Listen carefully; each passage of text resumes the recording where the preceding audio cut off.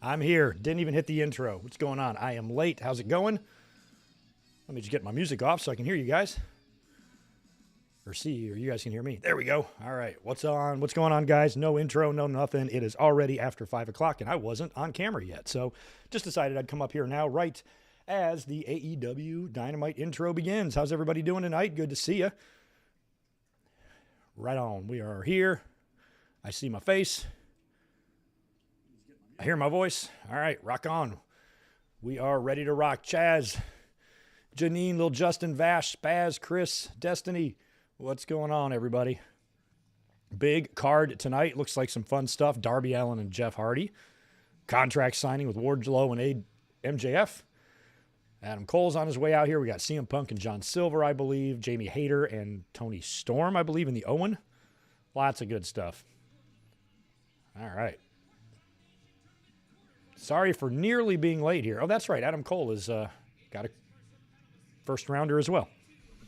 Angie Law, good to see you. I haven't even got my beer open yet. I need to find a beer opener.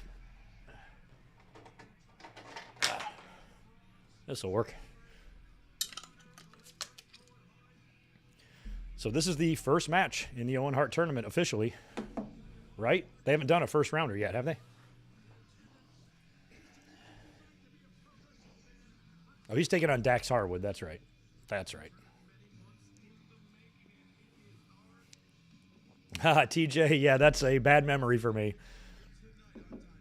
And might arguably be my least favorite movie I've ever seen in my life. It was pretty bad.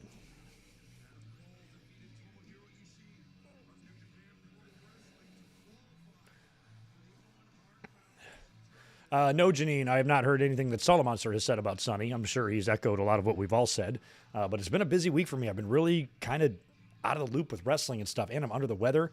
I was going to come up and do a podcast today, like a news nuggets, and just talk about shit I missed.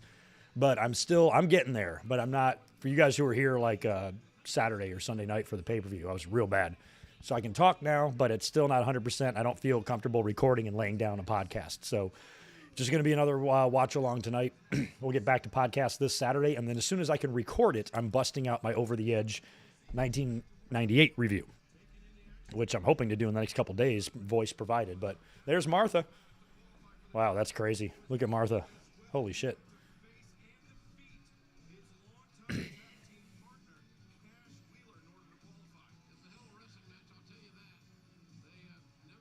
Love Dax's gear. Rocking it. Same one from last week.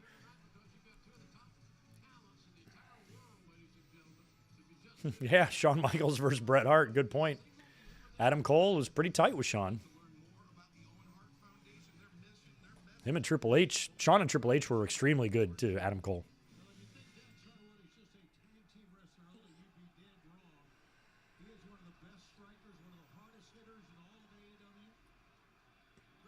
All right, here we go. Dax and Cole.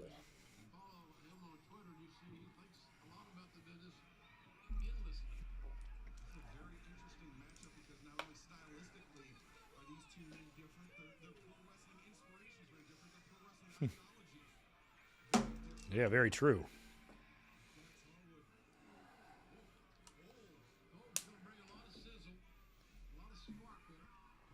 JJ Leg, appreciate that $2, man. Sorry you can't stay, but thanks for being here for a moment. Wishing me well. This is just a head cold. I don't have COVID or anything. I just can't get my voice back. I like this camera angle there on the hard cam. They used to do that on, well, now it's back to normal, but used to see a lot of that in the 80s. Danhausen and Toni Nese. So Danhausen is going to wrestle tonight? We'll see. Something tells me Hook will, like, replace him or something. I don't know.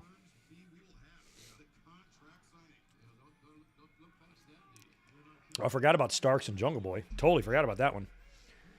FTW title.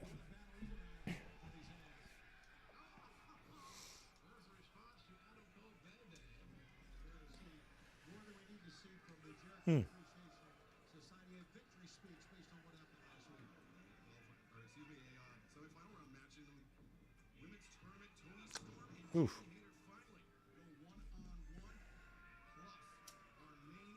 Oh, that's going to be the main event is Hardy and Darby. Nice.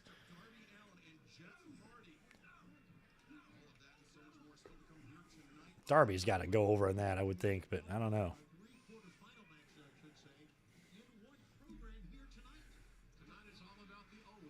Yo, Michael Kumo, good to see you. Welcome.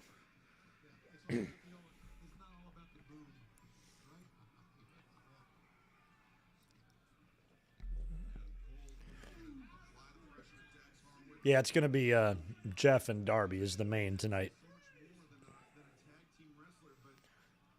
Yeah, we're going to get a lot of good Owen Cup matches between now and Double or Nothing.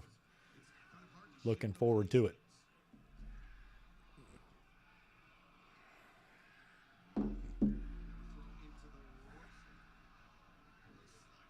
Oh, look at there.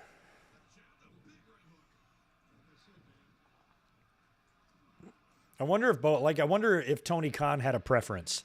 Who went over in that FTR match between Cash and Dax? Or I wonder if they let them decide. And they were both like, you go over. No, you go over. They had to like draw straws to find out who would win because neither guy wanted to. I could have that wrong, but I don't know. Oof.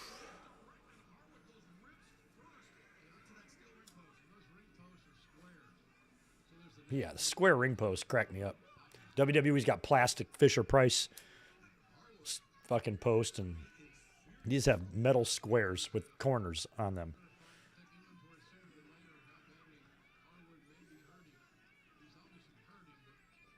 Is that woman in a Macho Man robe? That's pretty badass.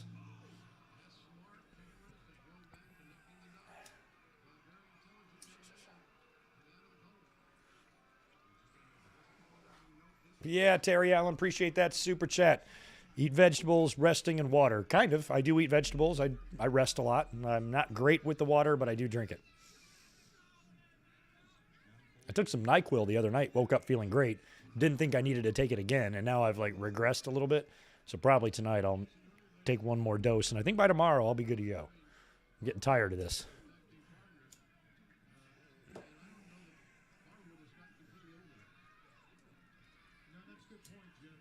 Yeah, the Joker could be anybody. I don't know when we're going to get that match. Probably next week, Joe and against the Joker. So that'll be fun to watch.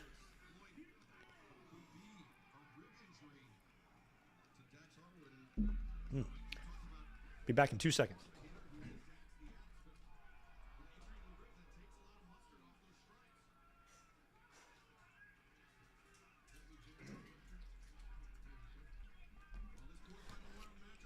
I had half a gummy left from last night. See a little bite taken out of it?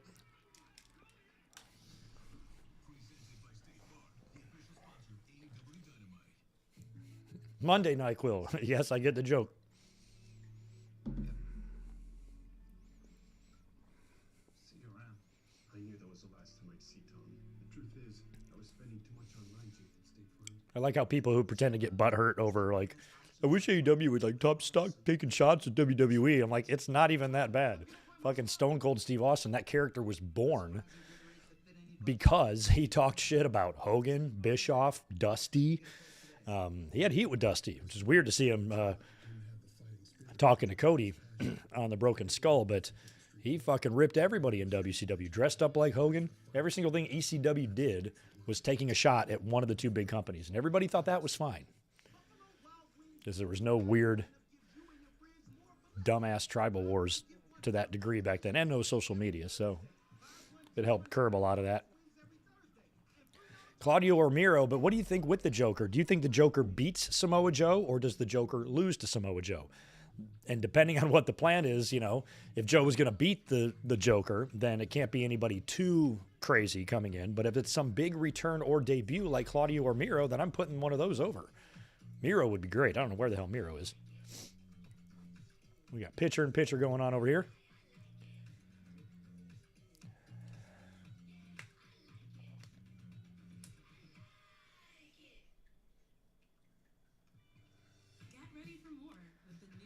Sonny has a hearing, I guess, on Thursday to revoke her bail. So she could, on Thursday, go back to jail and stay there until she goes to court for all this, which I hope happens. So the fact that they're actually bringing her in makes me think that there's no way any sort of judge no matter what kind of lawyer she has, can look at all of this shit. She even has a court date coming up in a couple days or something in New Jersey for those 11 other charges, which also has DUI on there. So I don't know how they're going to let her walk. Unless they want to let her out and keep her out so she can deal with the New Jersey shit. I don't know. But that woman is in a world of shit. And yet she's still talking smack and being a complete asshole with zero remorse on social media. Fuck her. She's an idiot. She's a fool. She's actually trying to play it off like this is some big misunderstanding. Bullshit. You're drunk as fuck. Toxicology report showed you're 3 times over the limit. There's dash cam footage of you being arrested, like the trailer park trash that you are. And then you're going to like yell at other people. Like I think Toni was digging into some facts and she's all mad about something. I'm like, you got a lot more problems to worry about, girlfriend, than some fucking podcaster, you know? Don't worry about us. Worry about yourself. Because you might not breathe free, fresh air again. I'm watching right now Orange is the New Black. I hope she's in there with those girls. And she's on the outs.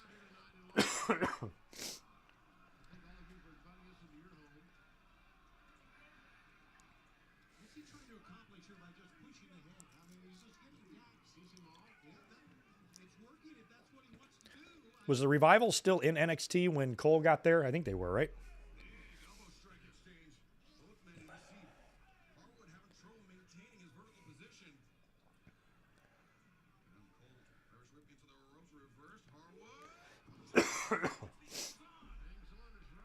We're going to get 3.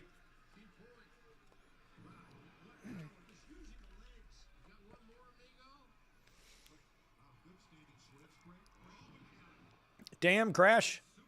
26 years old and you started when you were 15. Holy shit, you've changed, huh? That's quite the difference. That is full-on boy to man right there. So congratulations. And happy birthday to you. 11 years. Wow.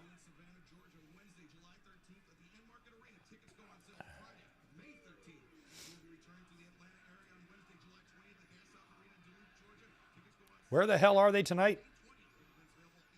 Another town I probably wouldn't live in, right? Oh, no, I think they're back in Long Island. That's right.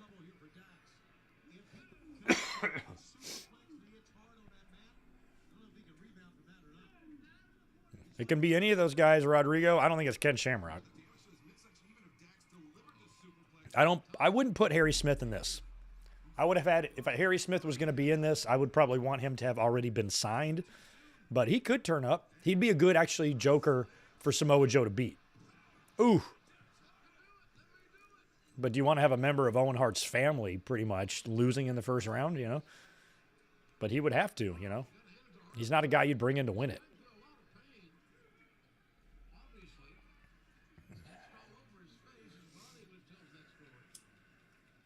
Another look at this. Dax Harwood using the rebound off the top rope and just planting Adam Cole. Right now in the ring, Cole gets the boot up. Ooh, nice. Yeah, brainbuster on that. I thought that was a shoulder breaker.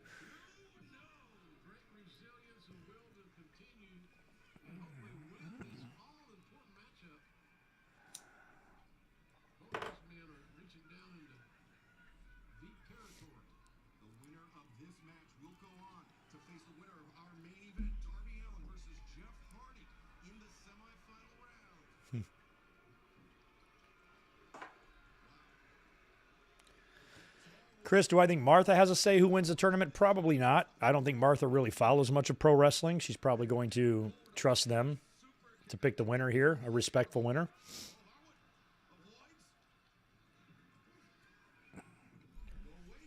I think for her, the most important thing is having the tournament named after Owen, having something to benefit the foundation and his charity and his memory.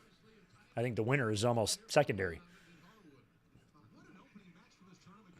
Oh, he tried to go for a high cross off the second and he got super kicked. Ouch. Oh, crucifix, look out.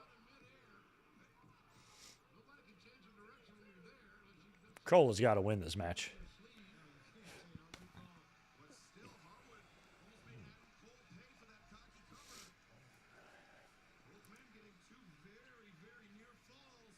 What's up, Alex? Doing well. Good to see you. Happy you're here.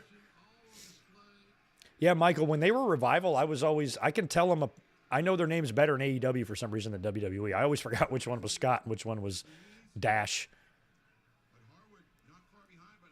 I don't know why. And it took 10 years for me to tell the Usos apart. It wasn't until Jay got on that singles run, and he was by himself for so long, that I started being able to recognize him much better. Oh, he's trying to go for that sharpshooter.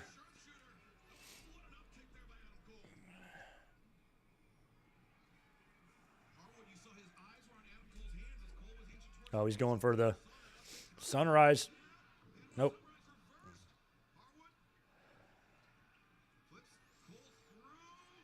Oh, what a pile driver. What a pile. That should be the finish. It won't be, but it should be. And Cole kicks out. That would have been a finisher in the 80s. Holy shit.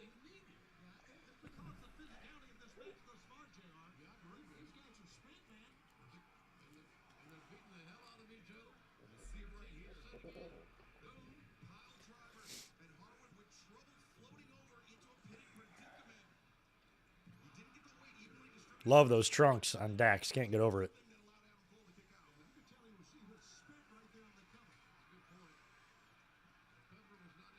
Can somebody make me that Hart Foundation design, but with GMW? Oh, wow. He's got the sharpshooter on Cole. Dax is still selling, I don't know, his ribs or his boiler.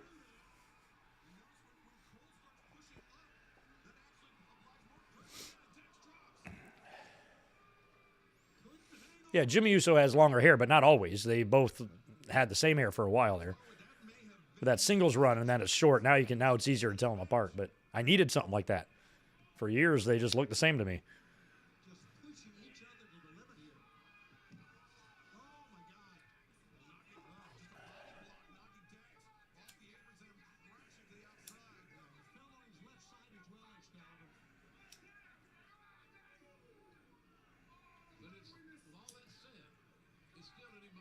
Yeah, Destiny, check it out. The Cody Rhodes episode is fantastic. It's long, too. Cody's different, man. He's very Cody in that.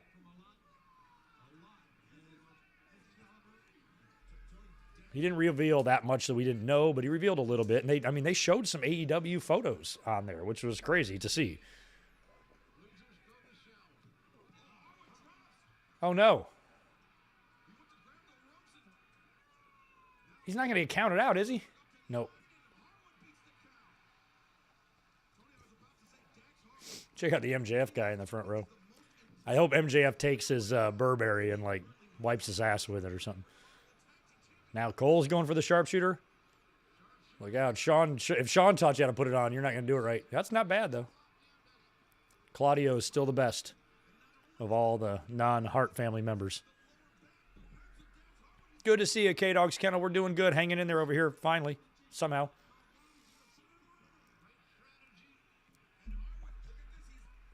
There he goes. Nope.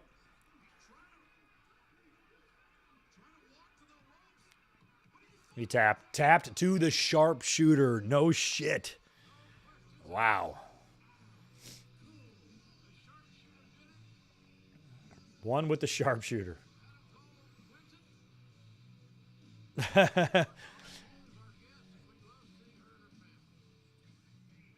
I mean, I don't think Martha Hart has attended a professional wrestling show since goddamn Canadian Stampede, man. Seriously. The fact that she's just sitting there watching a professional wrestling match, probably looking up at the ceiling a couple times, is pretty fucking surreal. I don't recall her doing anything wrestling related outside of WWE.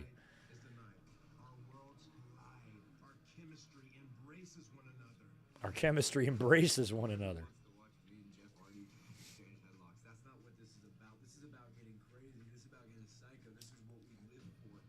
Remember when Sting hooked up with Darby Allin and I thought, I didn't hate it, but I was like, I don't know why there's such a comparison. I mean, are fans really that simple-minded that they just see black and white paint and automatically makes them think that they're similar? Sting is nothing like Darby. Doesn't wrestle the style as him. Is not the same size as him. Doesn't have the same lifestyle as him. Same interest as him.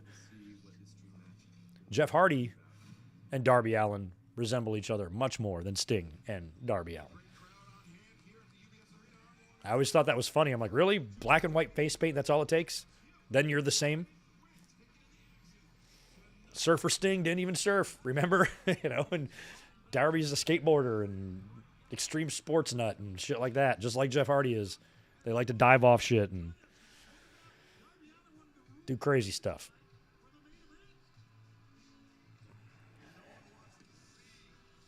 All right, here comes Hangman. Good guy Hangman or bad guy Hangman, I don't know.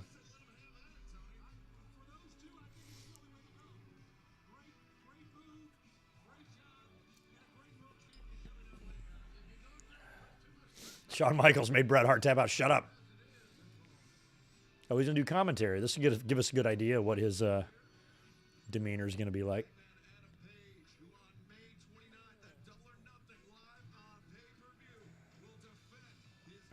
Matthew Kenny, what do you think? I went to the first pay-per-view after Owen Hart died at King of the Ring 99. I was sitting on the floor. Sat next to Vladimir, the superfan guy. First thing I did when I got in the arena, just look right up there. Very first thing. First thing. And it was rough. Islander, he's wearing an Islanders jersey. He's going to try to come out here and heel now? Oh, all of a sudden he likes the Islanders, right? I hope he rips it off to reveal Blackhawks. He's not, though. He's trying to get a pop from the crowd.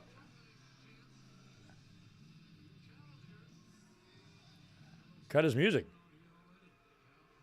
What's he got, a microphone in his sleeve? No.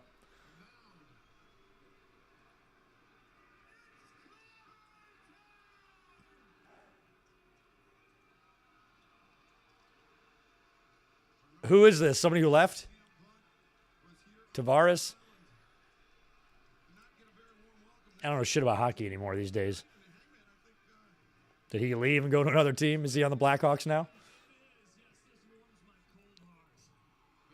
Or does he really play for them?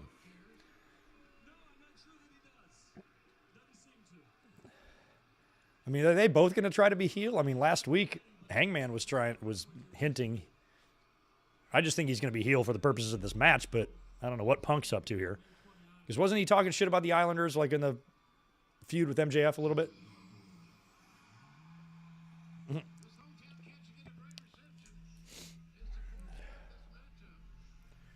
Little John Silver.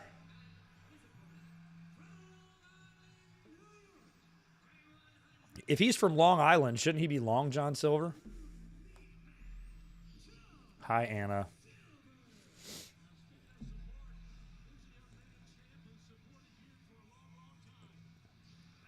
Punk's even wearing like Mets and Islanders colors. That's crazy.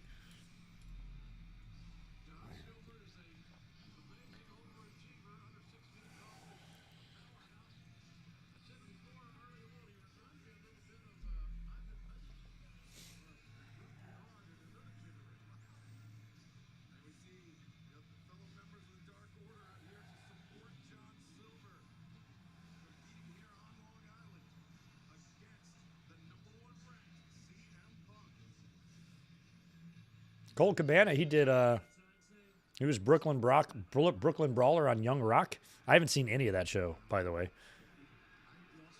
which I don't know why.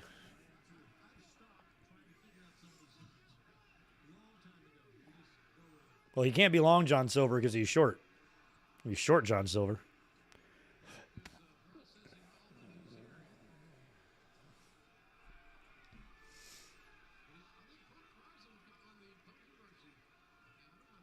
Yeah, Punk's into it. Controversy creates cash. He should say that on the mic, I swear. I'm just being controversial because, it creates cash.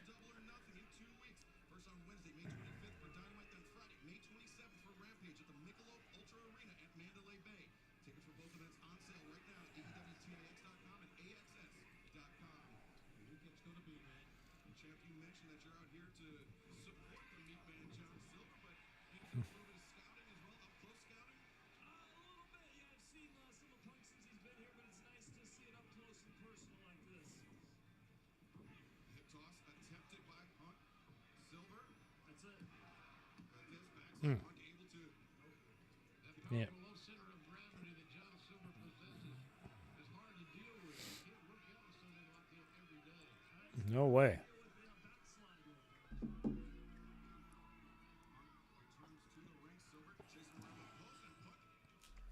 No, I didn't hear anything about Vince Russo begging for a job. I'm sure he will deny that.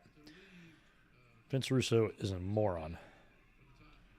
You know, I think and I hope a lot because this is the most precious title in all of wrestling, so he should be putting a lot of pressure on himself. He's kind of stepped up to the pressure so far, champ. You want to talk about pressure, John Silver battering CM Punk in the corner. Toni hungry. Don't walk away from him. Go right back to the attack here. You're right, Toni. Exactly. Walk away to do what? Solid contact on the elbow strike. Now John Silver, maybe thinking swinging DDT. Whoa. Thanks for the $2 spaz. What's blue and tastes like red paint? Blue paint. I believe that. Did you huff a lot of paint, spaz? Don't front. You did. I'm still trying to survive it. I wonder where he is, when he is. Keep going back. Brock's retirement match, man. These days, I don't know if anybody's even going to have a retirement match, man. I think guys like that, it's all about as long as you can physically still go through the motions, there's always a chance, and you're medically okay to do it. There's always a chance you can come back no matter what. So I'm kind of past the point where I believe anybody's really going to have a retirement match. I mean, it would be nice if people actually did that, but think about it. When did we actually really get any that haven't been undone? You know? So unless they're medically forced. I mean, the only guy that I thought would never come back and have a match after he retired just had a match at WrestleMania in the main event. So I just don't trust anybody retiring. With tons of peanuts and caramel to get the job done. So Now, if a bunch of cows get pissed and team up and hunt down Brock Lesnar and slaughter him, then he's not going to be able to wrestle anymore because his head's going to be chopped off. But other than that, I think there's always a chance that he can physically come back and do something, or could perhaps, come over and put somebody over, perhaps in his last match, like we all hope The Rock is going to do with Roman Reigns. But I don't know. So the Pizza Hut $10 tastemaker has any 3 toppings you want. It's the best. Because Riddle would be a good option, but WWE has to make Riddle the top star. Jury is still out if they'll ever do that.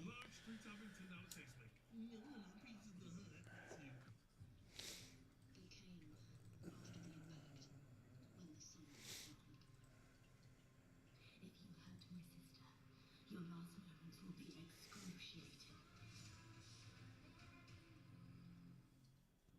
This stuff is. Nese. Don't do that. I was about to say amahage. Pineapple and passion. And blackberry and it's got a certain je ne sais quoi. Makes my Jesus. tongue be like, what? Can I get an aha? Okay. We're now filling up on Denny's endless. What's going on, Ben? Good to see you and everybody else that's stopping in. Not much of an audience tonight, so we'll see. Only $6.99. Endless breakfast, endless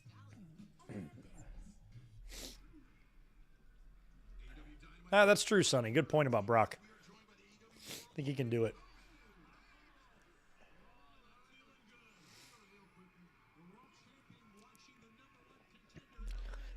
Yeah, Sean, Austin, and Brett were all people that I thought we'd never see wrestle again. They all came back.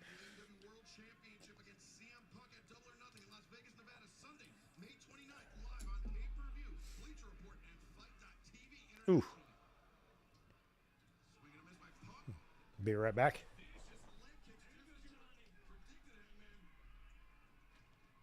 Hard kicks.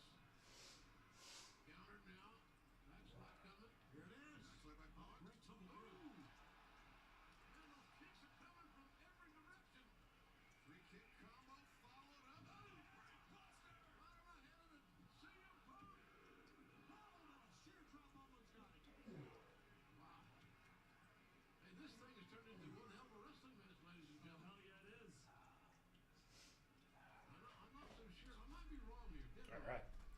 Sorry about that. I had to give my nose a good blow over there because I still have a cold. Yeah, TJ, I saw Braun's new weird gimmick video. He's blocked me on Twitter, so I saw a lot of people talking about him, and I couldn't see what he did. So I, logged out of my Google Chrome and logged into Internet Explorer and just searched Braun Strowman's Twitter and found it because I don't have a burner account or anything, and saw whatever he was doing with the machete and his weird-ass hair. What a fool.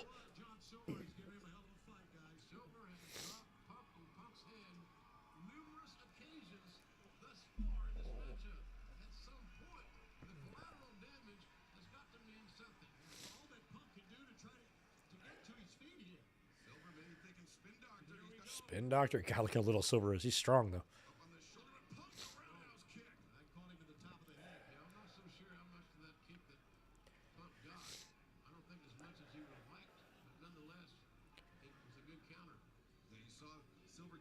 Oh, yeah, the bag on the head guy isn't out there. I don't see him. What about the cameraman?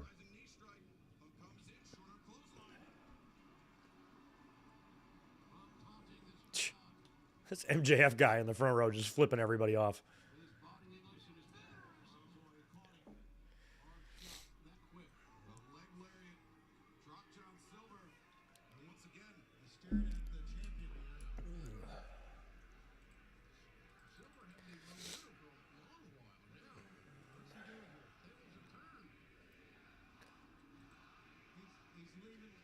What are they saying before Punk?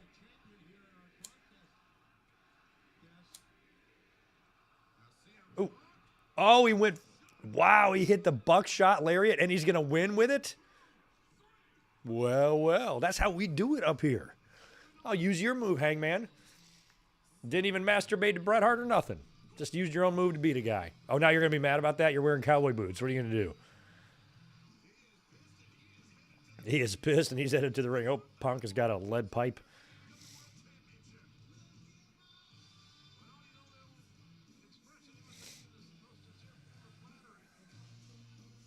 Punk ain't scared of him.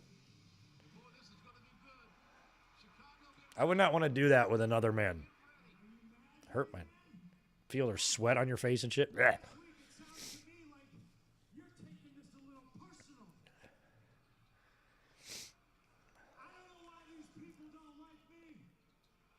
He's in Long Island. When it comes to them, when it comes to you, when it comes to that title, it's not personal to me. It's just business. Yeah. Just business, Hangman. I used to wake up every morning and ask myself, are you a good guy? This morning I woke up and I asked myself, are you the champ? And my answer was yes. Last week you also said you weren't going to shake my hand, that you were going to destroy me. I just destroyed your boy. That's a blueprint for what I'm going to do to you. And whether you like it or not, at the end of the night, double or nothing, you will shake my hand, whether you're conscious or unconscious. So Punk wants a handshake no matter what happens at Double or Nothing. And he gets a bird middle finger to the face to the crowd's delight.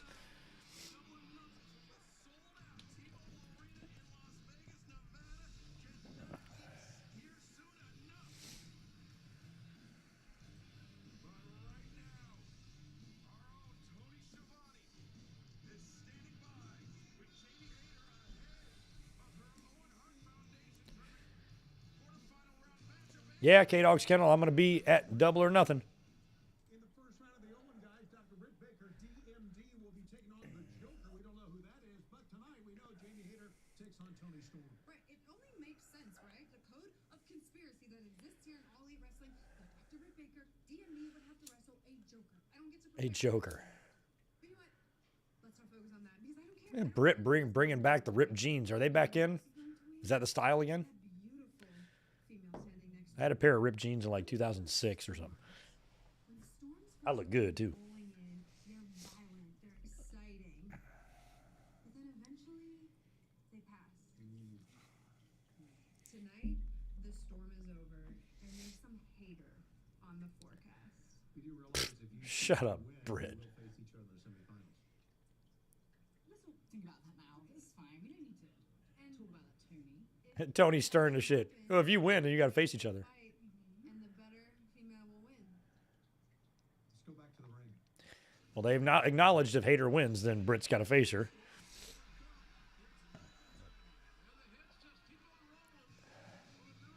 Oh, so we're getting Danhausen and Hook now. Danhausen's ready.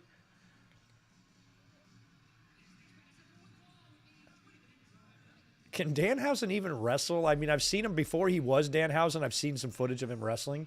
He's okay. But he got himself over, man. I love Danhausen.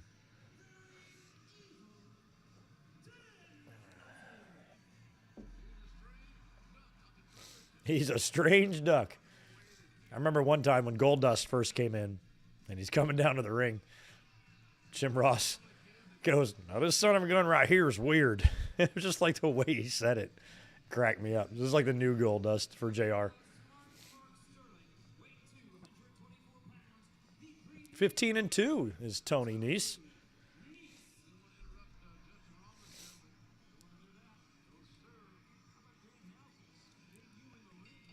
Oh, yeah, he's facing Toni Nese, not Hook. What the hell am I talking about?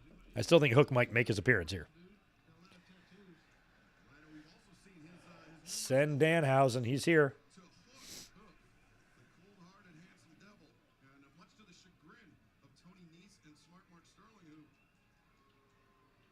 say that, you know, all you need to get on TV here in AEW is a long head of hair, but because Danhausen Oof. lay the curse on Mark Sterling, he's out there. What? Ooh, Syracuse colors. Damn. Is that going to be it? That's it. Danhausen buried, squashed. So here's what they need to do. Hook is about to teach Danhausen to fight. Yeah.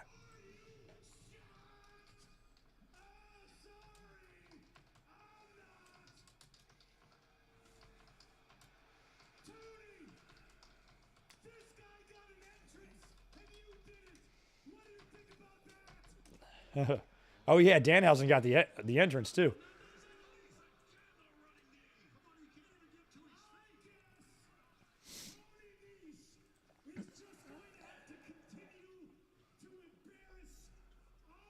Damn, Danhausen.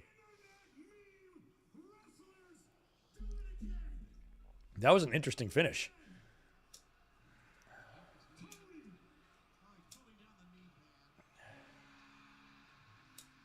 Here comes Hook. Look at the fucking reaction he gets.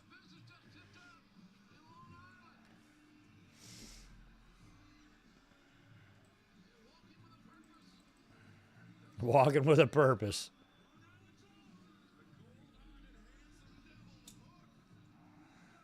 He's mad. You're hurting my friend. You're hurting my potato chip buddy. He brought me Lay's with a bow on it. Fucking not gonna let you kick his ass, and they don't want no piece of Hook. Come on, Danhausen, get up.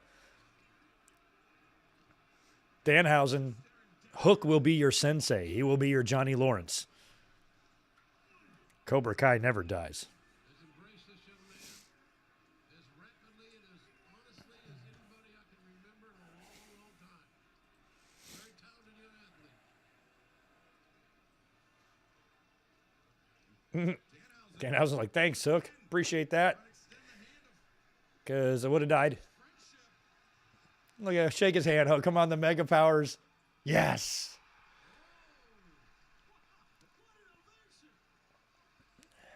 Could we see Hookhausen after all?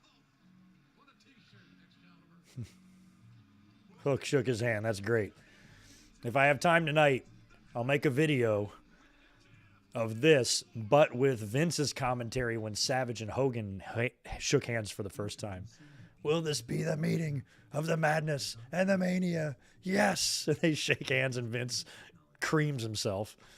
Oh, good stuff there. Good stuff.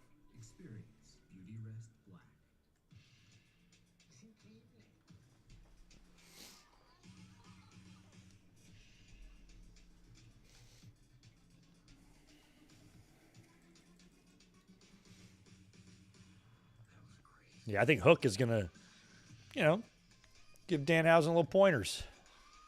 Here's what you do. Is in one place. Entertainment never ends.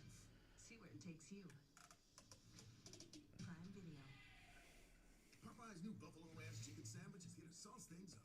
The internet's favorite. That shit helps, man. Danhausen, I can't really fight because I'm not really a fighter, but I did have a close friend years ago who was ridiculously tough and just gave me basic self-defense. And I swear it was enough to, make me feel, okay, I could walk down the street. I'm okay.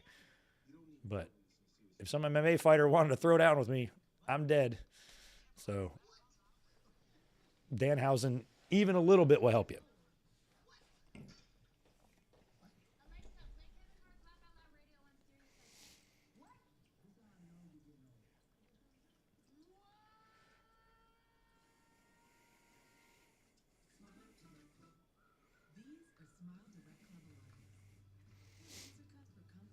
This week, once I kind of understand what's going on, we will get into the Kota Ibushi stuff.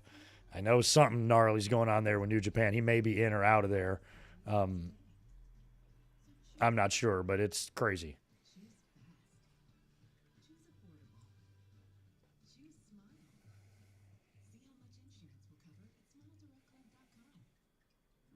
You said that you would shave your eyebrow off for a hashtag Klondike.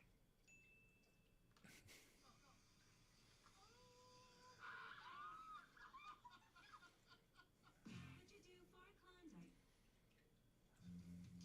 Okay, that's what I thought. I figured that that jersey CM Punk was wearing was somebody that left the Islanders, and sure enough, left and went to Toronto, and he's been loathed by Islanders fans since then. So that's pretty funny. I remember at SummerSlam '96, Lawler, who is from Cleveland or from the Cleveland area, right? And has always supported the Cleveland Indians and the Cavaliers and all that shit. And it was when the Browns left and became the Ravens. But since he's such a heel, he had to come out in front of the Cleveland crowd wearing all Ravens shit, even though that probably killed him inside.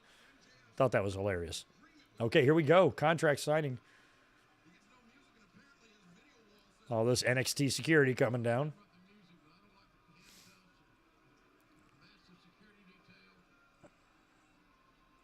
The handcuffs is bullshit, though. I would insist that I have to have my hands if I'm going to be here in the ring with these fuckers. Dark side of the ring. In the middle of the most barbaric match in the history of all elite wrestling between AEW's top star MJF. This is a spoof, a Jericho Appreciation Society spoof. Is this for MJF? I'm not narrating for that asshole after all we've been through. How much is he paying? Okay. AEW's greatest How much is he paying? MJF paid for this and paid for Jericho, for Jericho to narrate it. incredible dream soon became his worst nightmare. My boy MJF, the king of Long Island, you kidding me, bro? He had this thing won. But then, Wardlow did come down and screw it up. You think you're big? Just stop, okay? Just stop. Please. Wardlow, you're a bad man. You gave the ring to the wrong guy. Wardlow starts attacking innocent security guards, and that I like how it's set up like his match Dark Side of the Ring. That's great. from a top guy like me. Barry Horowitz. I thought I recognized him. Cost MJF yet another. Oh, I love that. Oh, this is so good. Kindness of his huge heart started allowing Wardlow to have TV matches I don't want to have TV matches. for that greedy piggy known as Wardlow. Now, the amazing MJF has decided to sit down with Wardlow to come to an agreement on his contract. And he has decided to do it in the most magical place in the world, Long Island. The most magical place in the world, Long Island. Never been there, but I doubt it's the most magical place. I can't say for sure. You know it. I love that Jericho at least acknowledged that doing their narration for that was crazy. It was nuts considering what they've been through, but MJF paid a lot of money. Very much MJF's retelling of the event.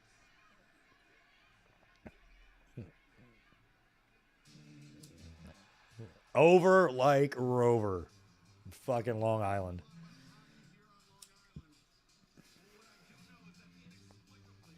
They don't create new stars. Bitch, what the fuck do you think this is?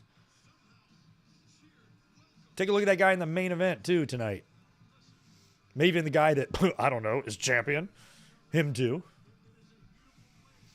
They don't make any stars.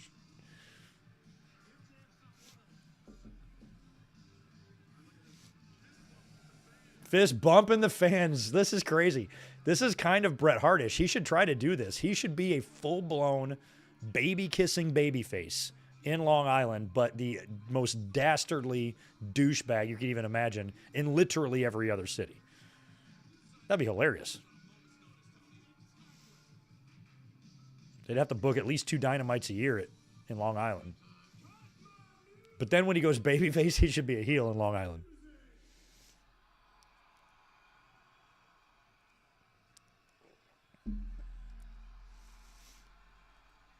Let me go back to the chat.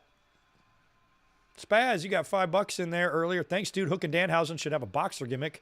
Then they could give a left hook and a right hook. True. In the red hook section. So Brooklyn, not far off from Long Island.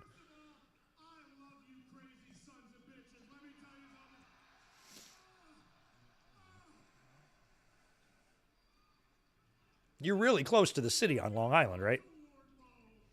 So it's probably not the worst place to live. It's probably better than Buffalo.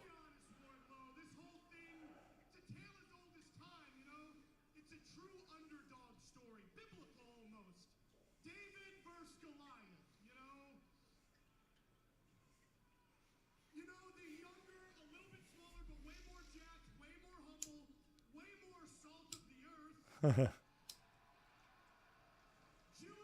young prince who is from the Holy Land, and I ain't talking Israel, baby, no, no. I'm talking about the most magical place in the world, Long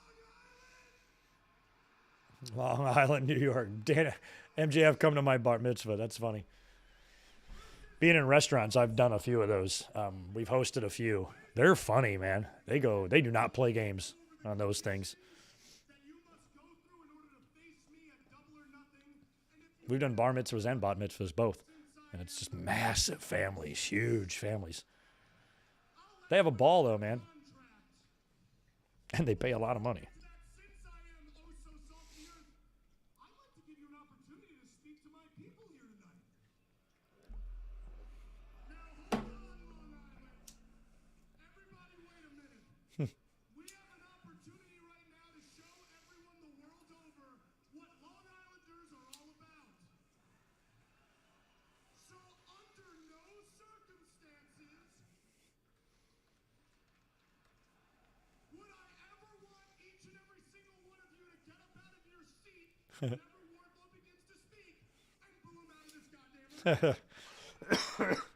The only thing that makes me mad about this is it does halt, at least for 1 week, the momentum of Wardlow. I mean, he's been getting over. Fans love him. I like him.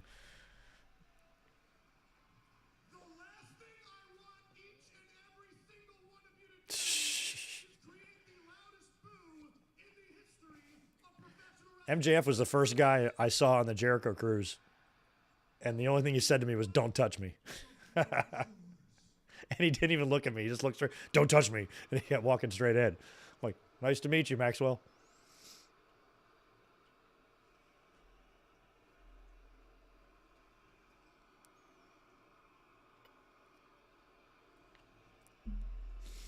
That's so weird, Wardlow. Guys, I can't hear Wardlow. Can you? I said I can't hear Wardlow. Can you? Should we let him try to speak one more time? I mean, what's going to happen when Wardlow goes nuts here and beats the shit out of everybody? All right, screw him. He's not going to speak. Shh. Let's be honest. Even Wardlow's laughing. All right, you're pretty funny. I kind of miss you. Now let's talk conditions, buddy. Let's be honest here. Can I lay down a bold prediction right here that I'll forget about and everybody else will too? Wardlow, you're They will reunite. Wardlow and MJF. in the future, they will Shawn and Diesel it and get back together. And perhaps even break up again, perhaps even main event to pay-per-view for a world title down the line, something like that. But they will reunite at some point. The fans are going to pop huge for it. Do it like 3 years from now. Have Wardlow come back from an injury or something, and he comes back and saves CM or MJF, and fans go nuts. Are we going to get the stipulations now?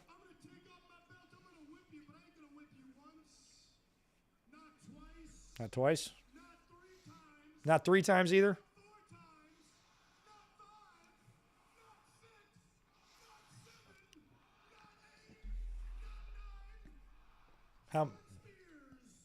How many times?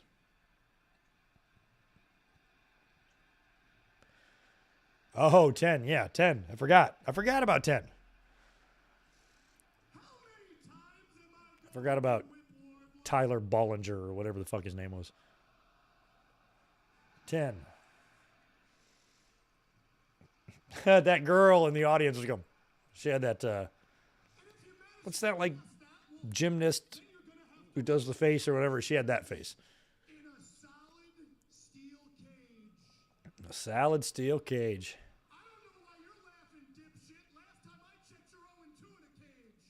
Oh. 0-2 in a cage.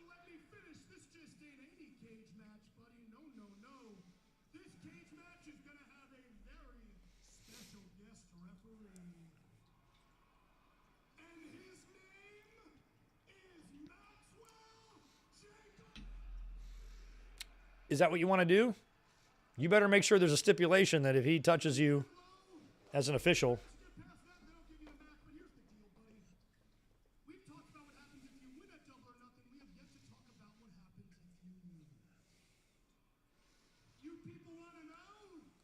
So he's got to beat Spears in a cage to get the match at Double or Nothing.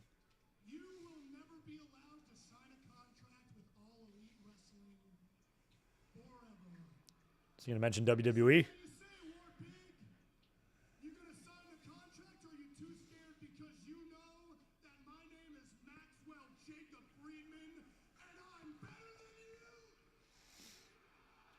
I was curious what Wardlow even meant, like why that's his name. So I looked it up, and it is his name. It's his last name. I'm like, oh, well, that makes sense. That checks out. But I was like, Wardlow, I don't know what the kind of name. It sounded like a WWE name or something. But no, that's his like legit name. He can't even sign with his shit.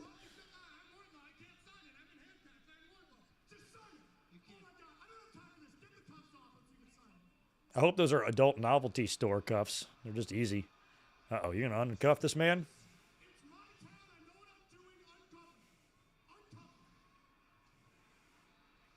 If I was Wardlow, I'd be like, you are not putting these back on me. Oh, God, please be able to get it off. It's not Royal Rumble again, is it? Remember they couldn't get the cuffs off Roman or whatever? Kevin Owens has been Universal Champion ever since. There we go. Phew. Good job, buddy.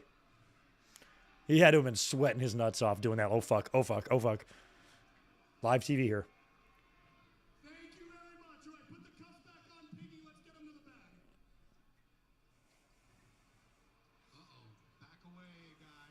He's going to put him back on? Damn. There we go. Oof. Oh, my God. He took that guy out. Jesus. Look out. Look at this guy. God, that one guy's huge. Jesus. Way bigger than Wardlow. Spears has got that chair. Damn, Wardlow is fucking...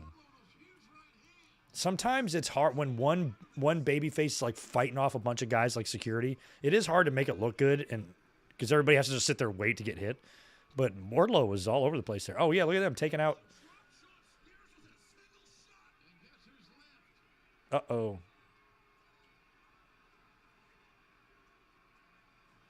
He's running. He's diving. Oh, he's got him. No way. MJF is going to get away.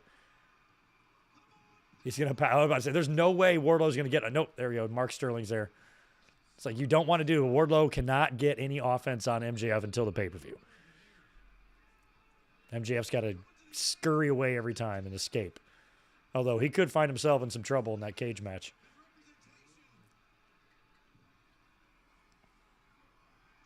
Using a powerbomb, old Mark. I guess dress pants for men are just automatically made tight now and way short. That's just how it is. If I go to the store and buy some pants, they're going to be short and dumb looking like that. There he goes. Oh, wow. It looks so good.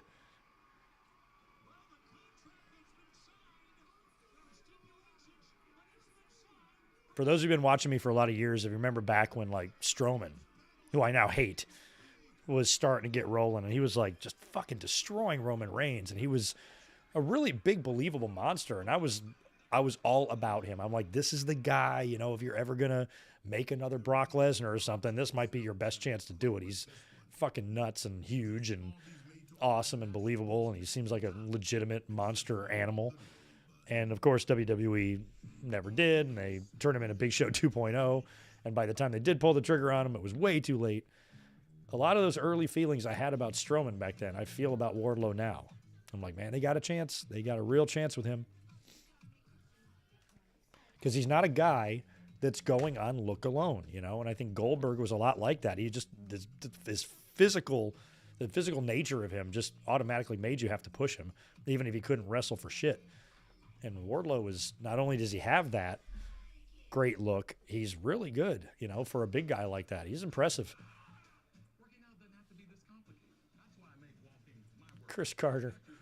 C-Mac, appreciate that $5, my friend. Hey, Greg, it was great being at Dynamite last Wednesday. Think they did Dark and Rampage also the same night. Hope Double or Nothing is awesome for you. Thank you, man. I appreciate that. I will put that super chat towards a beer or something. Thank you, man. It's going to be fun in Vegas. Going to meet up with a couple of people. If you are going to Vegas for Double or Nothing, then shoot me a DM. We'll do a get-together on Saturday night before the show. If you're going to be around, I will be at the Excalibur Hotel, and we're going to be hanging out there if anybody wants to meet up and chill. And, of course, day of the show, anybody is welcome to stop by my seat and say hi, for those of you who are going. We decided to go to the Excalibur Hotel because there was no Jim Ross Hotel. Looked everywhere. Couldn't find it.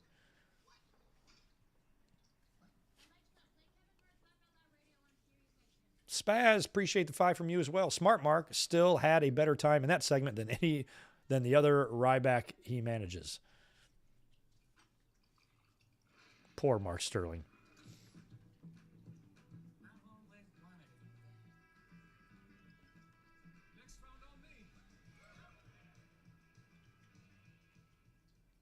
There is no pecan chicken salad sandwich quite like this one. Nope. This Arby's made to order. Arby's got pecan chicken sandwiches now? Come on. Literally by honey wheat bread.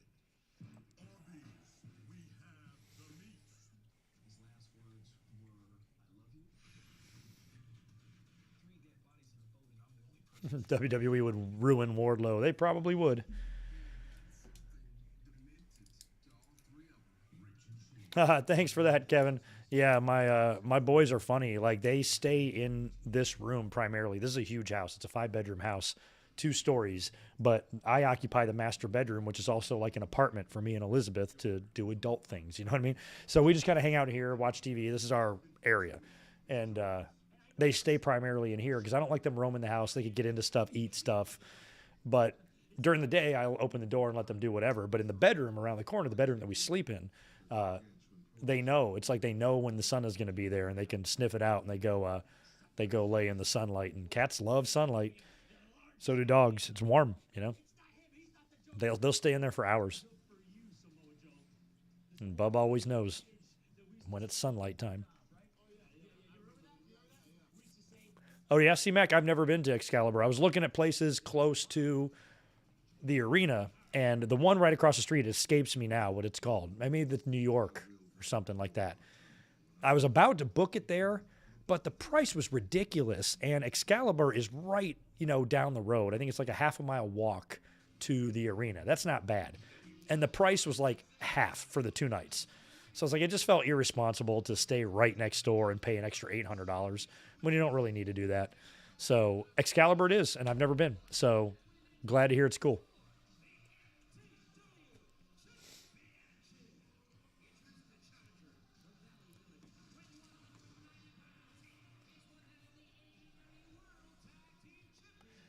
Oh, also, I don't think so. It's a pretty low audience. I might do this on a podcast. And if anybody wants to go to Double or Nothing and you want some pretty cheap seats, I still have 2 seats available that at this point I'd like to help somebody out and get rid of them. I would like to obviously to sell them.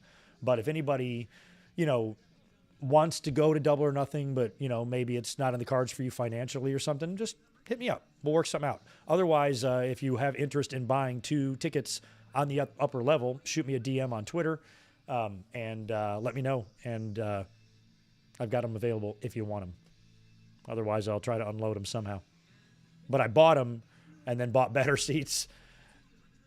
And so now I'm like, shit, Double or Nothing's coming up. I really haven't made much of an effort to get rid of these tickets. I haven't even put them on social media or anything. So if I did that, I can probably get rid of them pretty easily. But I'm just lazy, you know what I mean? So I'd rather offer them to people who are like right in front of me all the time.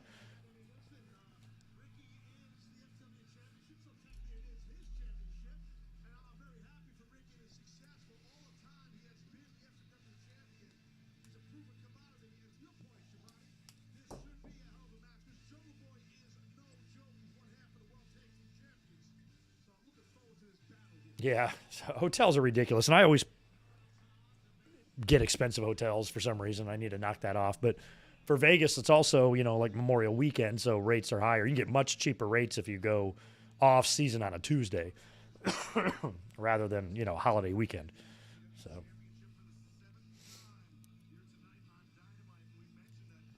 But to me, it's also worth paying a little bit more to not stay way outside of town at a super cheap place where you still have to deal with Ubers and shit like that.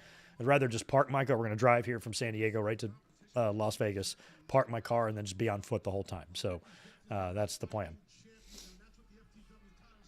Just make Excalibur home base. That's it.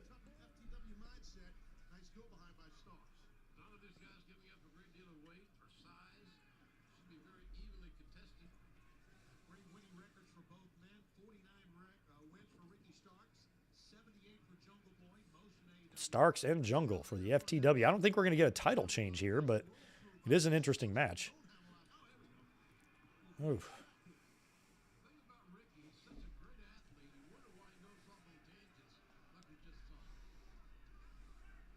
First time on television, hear the shocking true story behind the disappearance of former NBA star Brian Williams, part of TNT's new documentary series, Rich and Shameless, premieres after the NBA Western Conference Finals Game 1. That was a good mat return that we saw by Jungle Boy. Now Jungle Boy, well, he don't want to be disrespected. Oh, easy now, ref. Let's stop those open hand shots.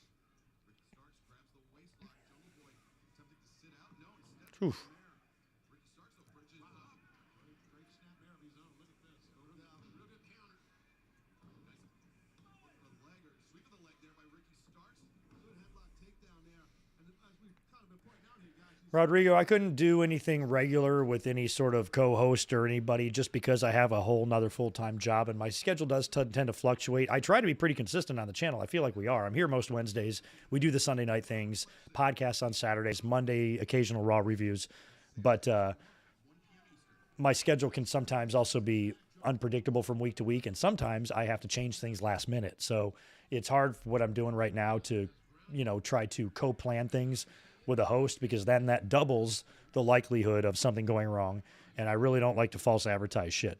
So if I was doing YouTube full time, we'd go balls out. I'd have guests. I've had everything, but I need like another 1,000 Patreon subscribers to make that a reality. So until then, I'm going to have to kind of be a solo act.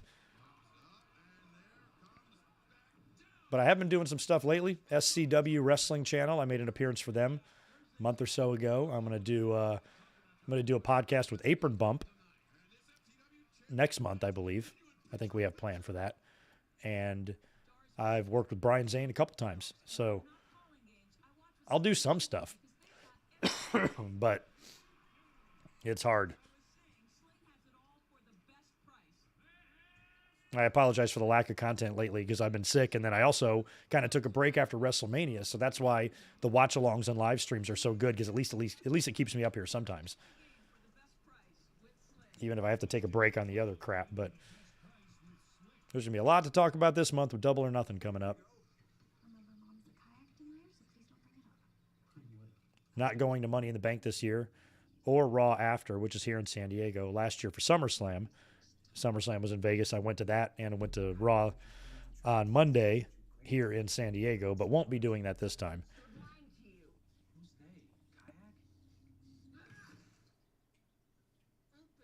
And I really hope Double or Nothing is good because I purposely made the decision. We were either going to go to Double or Nothing or WrestleMania.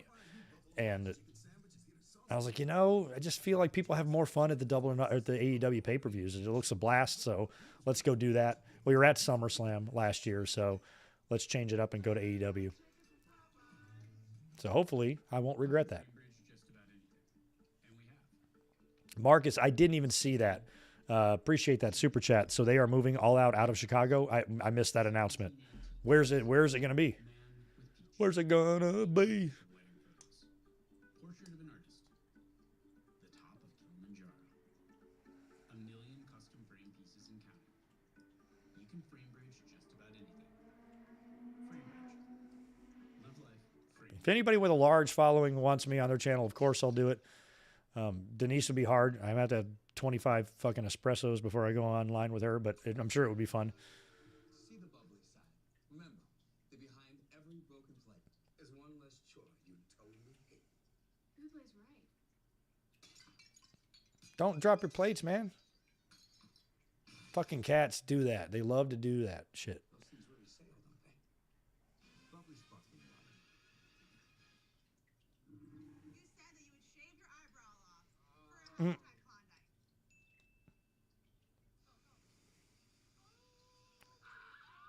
These commercials are so stupid. They convinced this dude to shave his eyebrow. Doesn't matter how tough you are. There are things out here that will take you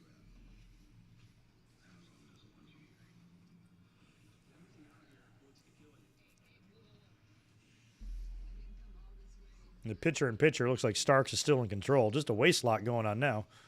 They're not doing much.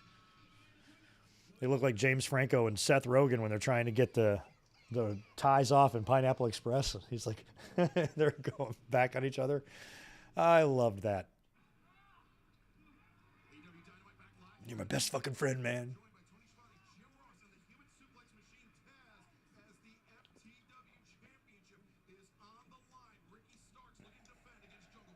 Yeah, and as you see here, I mean, what happened during the break, we saw Starks working on the midsection. He's setting up Jungle Boy for that spear, guys. That's what he's doing. Don't even notice that Taz getting all his camera filmed. I know, man. That's all right. I'm a damn movie star. I'm sitting next to him, so I'm not going to say anything bad about it. I'm not saying anything bad. Go Jungle. Boy taking Starks off his feet. Another back elbow. Watch this. Watch out. Be careful with Starks. I don't know. I don't think I want a title change here. I'd rather just keep the belt on Starks. I love him. Jungle's got the tags. It would be weird for him to be the FTW champion. I'm trying, but I'm also glad they're defending the FTW title. It's kind of just like a background little championship. I kind of like it.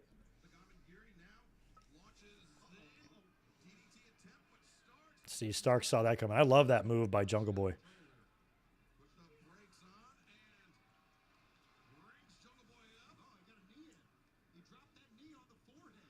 Oof. Jungle Boy, the DDT. 1, 2, no. Well, Jungle Boy his tenacity is tenacious to get off that swinging DDT. I didn't see the Naked and Afraid commercial. I might have different commercials. That's right. Yes. Just a reminder, this Friday, AEW Rampage coming to you at a special early start time, 5:30 p.m. Is All Out going to New York? Is that where it's going? Oh, mention Toronto. Not certain, but mention Toronto. I'm not totally against that, I guess, because I've always said that I think AEW should make the United Center their Madison Square Garden. But that would be kind of tough to do if their signature pay-per-view is also in that city, but at a different arena. So I was either like move All Out to United Center every year, or move All Out of Chicago. I've actually had this idea before, because if they do, they can still use Chicago as WWE uses New York. You know what I mean? So moving All Out out of there kind of makes sense.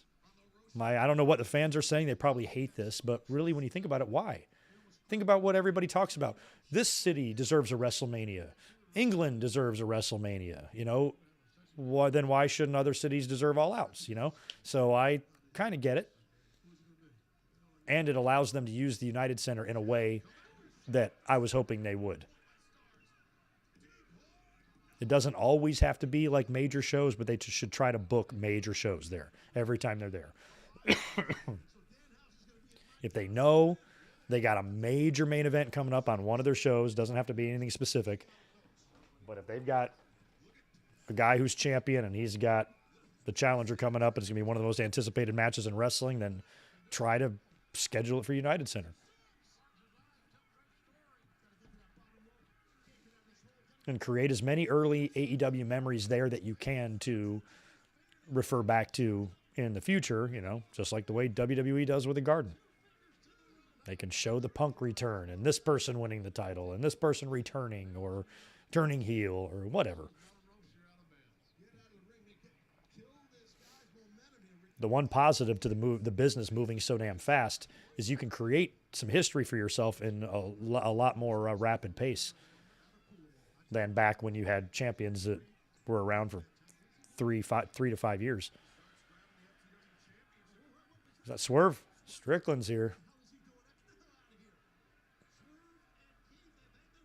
Oh, look out. Don't get caught here. Oh, no ref, though. Okay, that's good. This tells me that Starks will retain.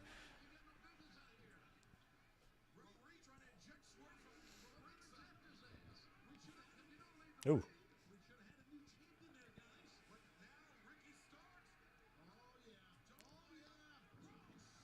That's it. Nice. And he literally grinds him and rolls him over to the hard cam.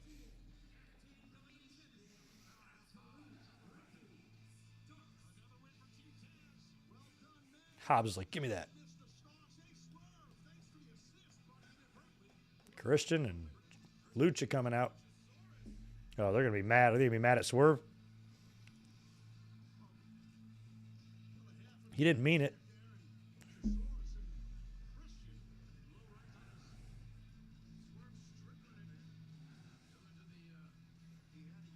Is he mad that they weren't there to help him or something?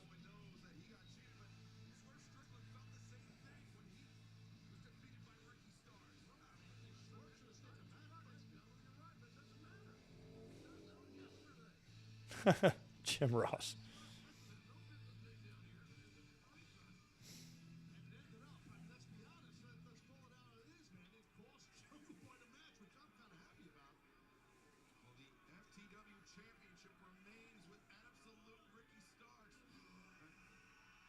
Now who's coming? Is it Keith Lee? Good. He needs to be on TV fucking more. He looks in great shape, doesn't he?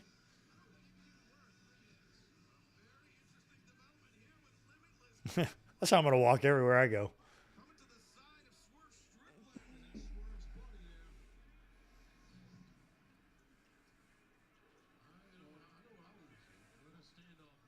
Now, that'd be a good triple threat. You want to? What do you mean by that? Like Jungle, Starks, and Swerve?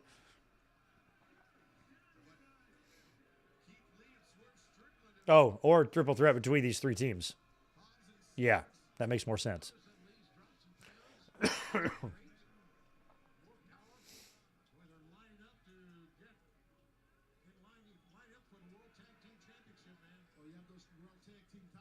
they leaving Jungle Boy?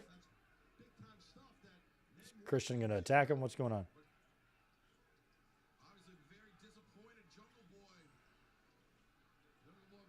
Yeah, I saw Mia Yim back in Impact. That's awesome.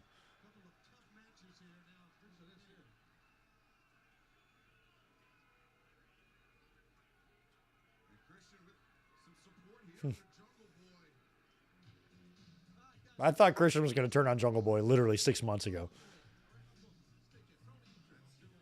AEW just takes their time with shit. And sometimes that's fine.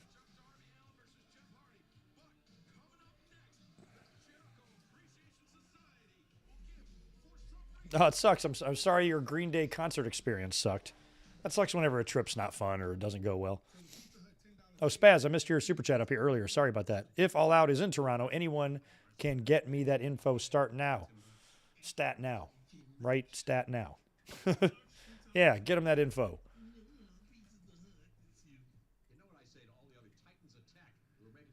Toronto's a fun city. People, there's wrestling fans there.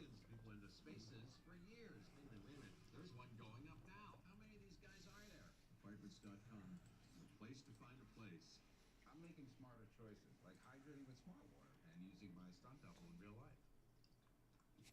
Pete Davidson is a strange one. Have fun, buddy. Do we get a lollipop after? Who's he with now? Like a Kardashian or something? Like, that is crazy. Jesus. KG Christian. Yeah, you got that right.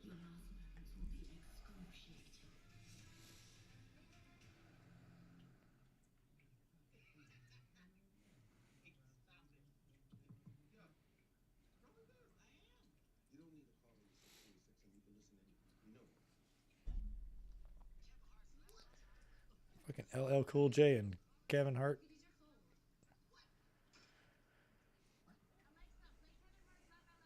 I hate that your phone won't react to like your knuckle or something if you got dirty fingers. How does it know that it's your knuckle and not your finger? Kim Kardashian. My God. I didn't even know who the other girlfriend was that he had all the drama with, Ariana Miranda or whatever the fuck. I don't even know who she is. So I just remember my girlfriend would tell me about that. And she's, oh, he was with, and they had a crazy relationship. I'm like, well, I don't know who she is. But, and then he was with somebody else who I also don't know. Kim Kardashian, at least I know who that is. Fucking Cardi the Stallion. I don't know who these people are, man. Jesus.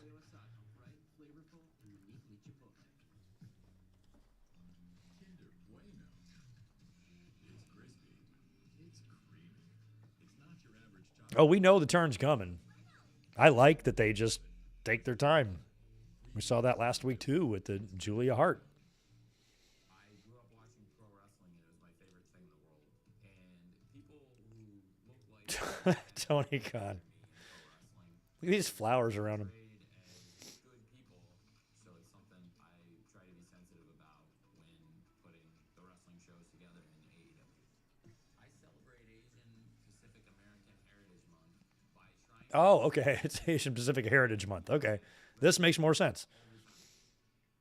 If that would have been some weird Tony Khan PSA or something, like, what's happening here? Phew. That checks out.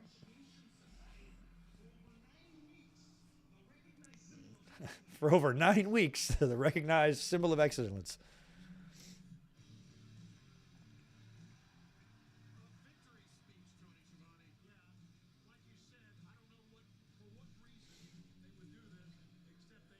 Megan the Stallion. Well, who the fuck is Cardi the Stallion? Isn't there Cardi the Stallion? Cardi B. Yes, Cardi B. See, I don't know either of them, but to me, in my head, they're the same.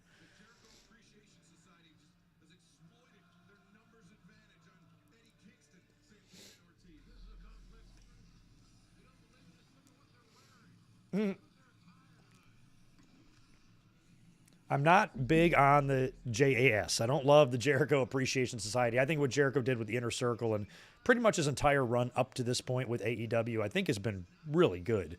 But this is not for me. However, I do love the intro of JAS. For over 9 weeks. Because WWE used to front too, you know, in the 90s signature. The dude would be like, for over 50 years. And I'm like, no, not even before, not even when it was Capital Wrestling would it date back 50 years by that point. So they always padded shit, you know? Like, no, about 35 or 40 years at that point, depending on when they were doing it.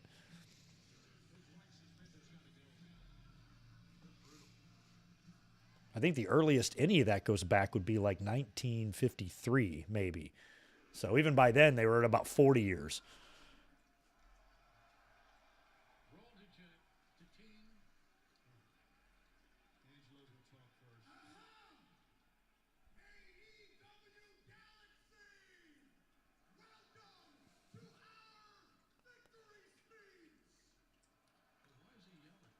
Why is he yelling?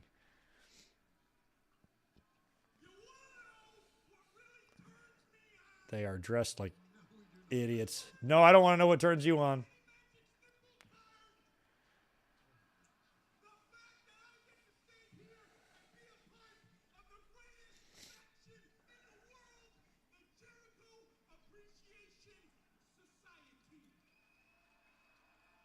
I know, it's the AEW Galaxy. I love it.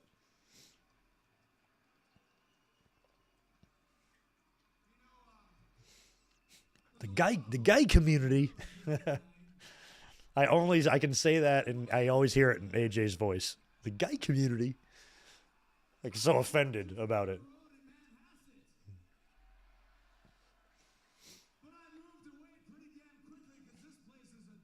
Yeah, remember when Jericho stopped being announced from Winnipeg and from Manhattan? Come on, you know it sucks. You know it sucks. Oh, you got a problem with that, nerd? I'll throw a fireball in your face, because I'm a wizard. He's a wizard. You look like geriatric Bon Jovi with hair plugs.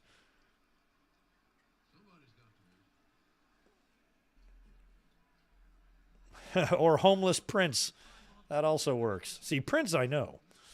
Cool people I know. I don't know Cardi the Stallion. We systematically eliminated Santana, Ortiz, and that piece of trash, Eddie Kingston. They are gone. We win, they lose. We win, they lose. Okay. So just stay at home, boys. Especially you, Kingston, because Jericho 216 says, I just burned your face. Jericho 216 says, I just burned your face. I don't think that's going to get over quite as good as Austin 316. You gotta stay home and take care of your wife, man. You gotta make sure she feels better. And if she doesn't, just have her give me a call. Oh, Jesus. Because the story stays the same. I love Daniel Garcia. Sports entertainer wins every single time. Like you said, Daniel Garcia looks like a guy who says, you know what I'm saying, a lot after he says something. Here comes the Moxley. Oh, Jesus.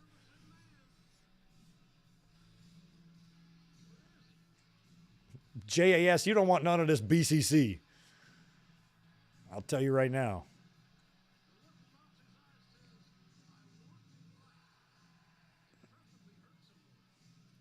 I'm going to run to the fridge. I'll be right back.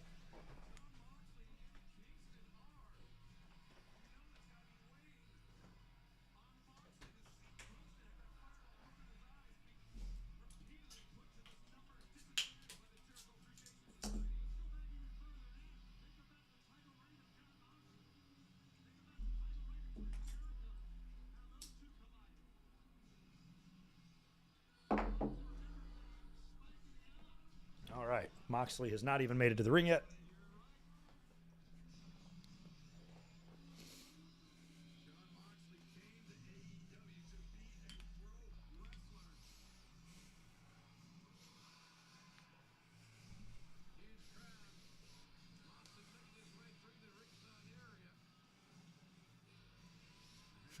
Thanks. I take pride in being the clueless old man. I like not knowing about modern music because I think it's all terrible. Just like every old fucker when I was a kid used to say. And my shit was awesome. But I had people criticizing it. I've been pretty anti-music ever since we hit Backstreet Boys era. And that shit's considered classic now. But that turned me right the fuck off. I'm like, I'm done. I'm just going to stick with the albums I've got. Calling it a day.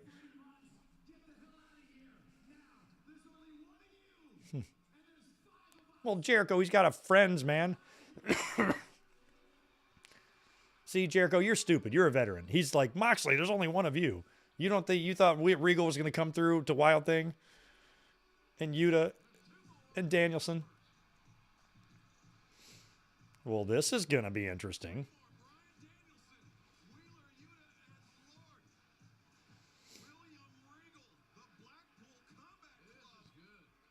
Look at Swagger. Or not Swagger, Hager. I know these guys. Hey, I still take Combat Club over you guys. I think they'll beat all your asses. Oh, yeah, where's Eddie? Eddie will even out the odds. Oh, he's right there. Oh, he's got that shit. He's selling the fireball. Look at that. It would not look like that. It would not look like that from that fireball. It's not the type of burn you would get. You just lose some eyebrows. That's it. I've taken a worse shot from the grill, you know. Lighting a charcoal grill, I've had it in my face worse than a fireball. Here we go. What is this going to lead to? We're going to get some crazy-ass match next week? Damn, Eddie is choking Jericho.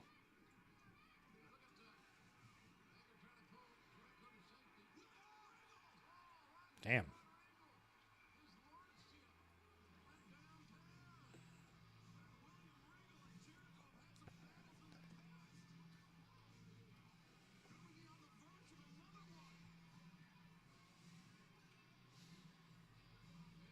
I hated all the songs in the Eddie doc. That's really funny. I don't even remember that.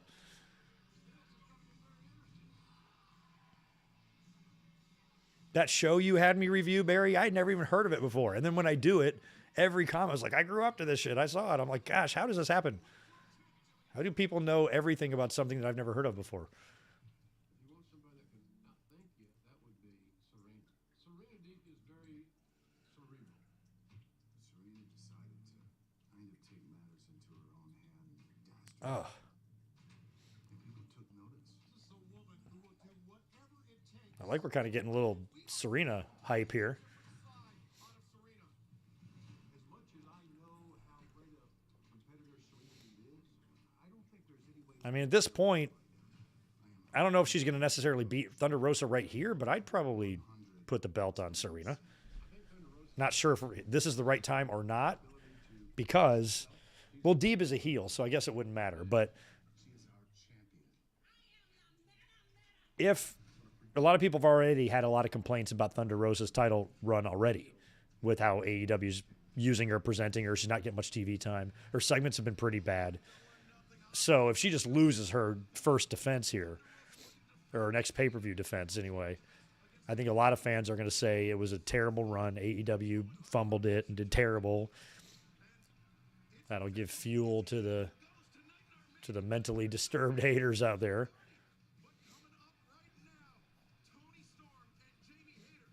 So I hope they think better of that. All right, Hayter and Storm up next. A lot of people are looking forward to this one.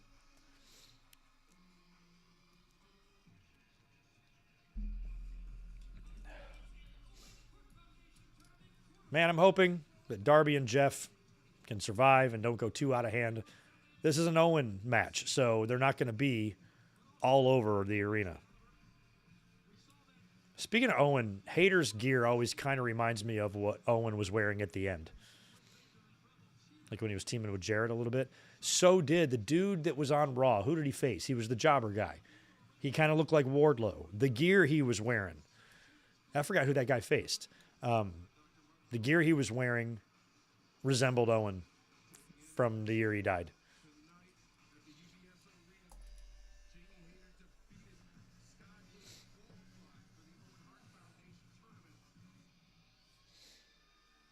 Toni Storm.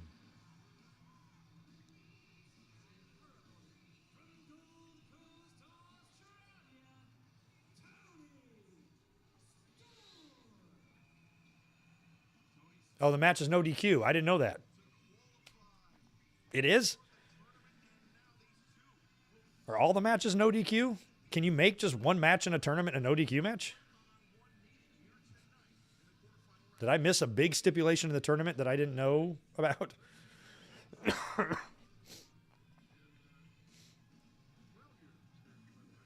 Oh, no kidding. Oh, the Eddie doc on, the DVD. Oh, yeah, because Creed. Creed is like my least favorite band of all time. I cannot stand Creed. Even Jesus hates Creed. 12 Stones, all the bands. That's hilarious. That's really funny. I can see myself saying that if I had to hear that shit over and over.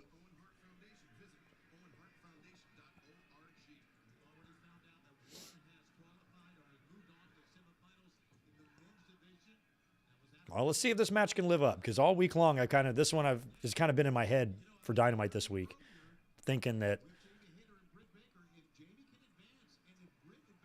they got a chance here. Just in any overall like good outing between these two is just going to help the division overall. So I was hoping that these two would give us a good one.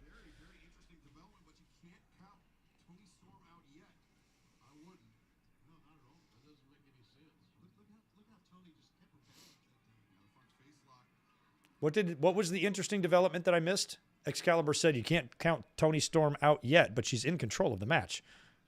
Did they announce that she's injured or something? Or she's not 100%? For the first time ever, AEW making the trip to California for our Los Angeles debut on Wednesday, June 1st at the fabulous Kia Forum. And then also in June, we'll be making our debut in Detroit, Michigan on Wednesday, June 29th at the Little Caesars Arena. Both events on sale right now, AEWTIX.com, Ticketmaster.com. And they're moving very rapidly, ladies and gentlemen. AEWTIX.com is where you will land. It's great to be in Detroit, see our fans there, and I'm in California. I'm assuming this is going to be the last match before Jeff and Darby. What else they got left?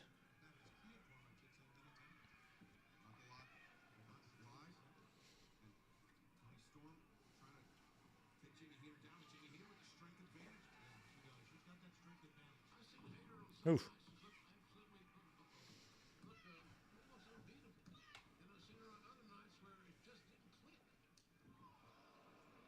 Hayter sitting at a perfect 4-0 in singles competition this year. A little misdirect there by Toni Storm, and the drop kick right on the money. Look at the right-hand turn she took on that. Oh, that was innovative.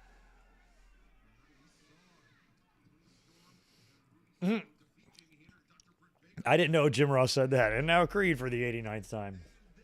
Quarterfinal round matchup of the Owen Hart Foundation tournament will continue in picture-in-picture.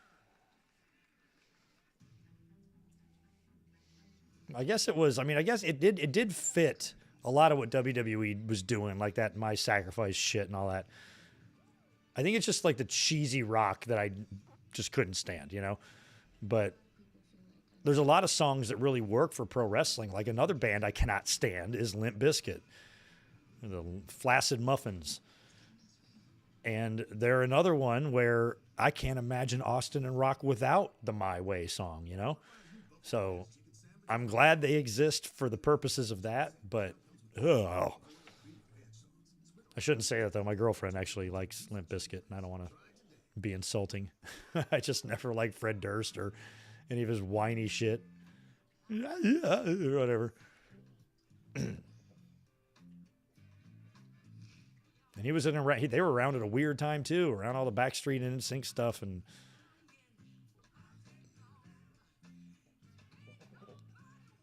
I've always been a snob about that for some reason. I really like Justin Timberlake. I think he's great. But man, back in the day, I could not stand those boy bands. There were so many. I mean, obviously Backstreet Boys and NSYNC were the ones who still to this day, there's songs that I don't know which band it is. Like if I hear it, I couldn't tell you if it was NSYNC or Backstreet. I just know it's one of them. But there was like others. There was like all those knockoffs, and there was like other ones, and there was 105 Degrees and all the other fucking bands. And I'm like, this is so terrible. This is so terrible. So you're getting rid of all of your workouts? I miss Poison. State Farm has options to personalize your policy, so you get a rate that fits your budget. Amazing. Be right back. A surprisingly great race that No, I didn't. Oh, and I don't like Kid Rock either. No, TJ. So all of WWE's favorites are my least favorites, which sucks. Hayter is taking control here of Storm on the pitcher-in-pitcher.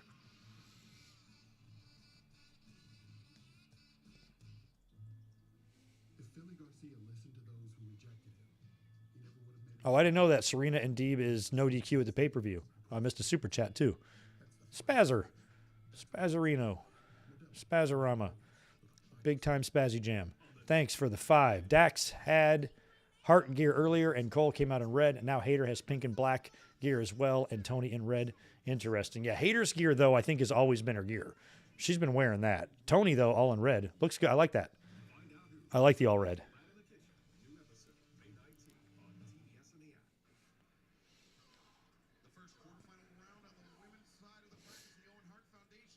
Oof.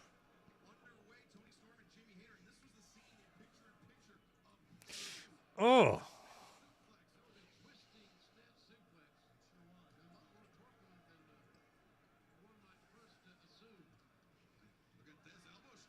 They both took each other out. Fans all week have been pointing out the one attribute these two women have in common. It's like, yeah, we know.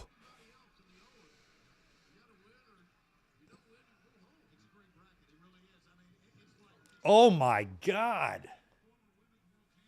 She nailed Hayter with that. This is some stiff shit between these two. This looks good. And another one on the floor. Damn, Toni, go. Hayter's like, I'm in here with someone good. Holy shit.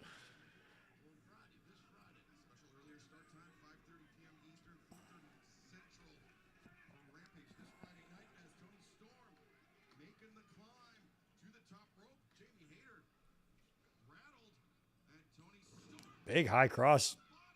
Hayter went the extra mile and jumped for it. Another shot of Martha.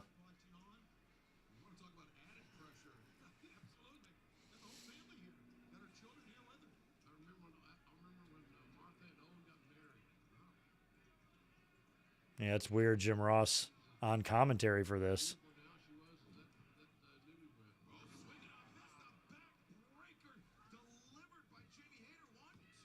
I wonder if Ross and Jim Ross and Martha saw each other today. I bet they did. I never knew how Martha felt about Jim Ross because he was kind of an executive in the WWE at the time. So I'm sure he was lumped in with everybody else that she, blamed and had problems with. I wonder if she made her peace with that or not. Or if she knows that Jim Ross is just there as an announcer. He's not any sort of executive role in AEW. I don't know. I don't even know if she has heat or cares. But I would assume that he might be somebody that she didn't love,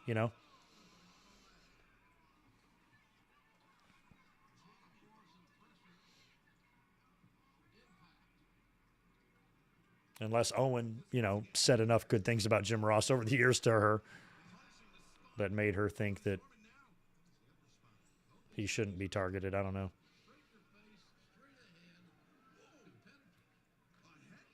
Victor, thanks for the $2. Jeff Hardy is the only one who wrestled Owen in the tournament. I'm surprised there's anybody in the tournament who wrestled Owen Hart, but yeah, Jeff Hardy has. That's interesting. I wouldn't have thought. Very few wrestlers now have been in the ring with Owen. There's very few left. Wow. And she got the win. That looked real good. That was a good match.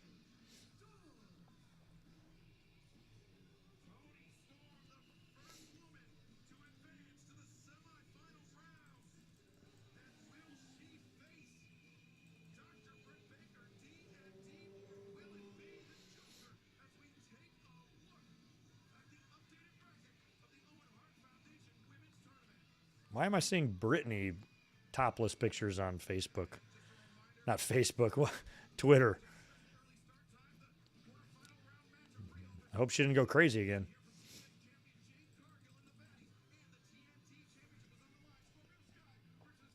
Hell yeah, Scorpio and Frankie. I'm glad Scorpio won the belt back.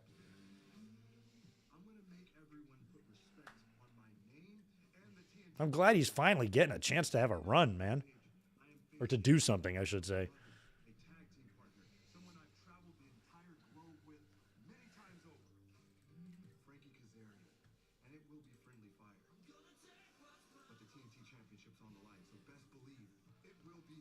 Best believe.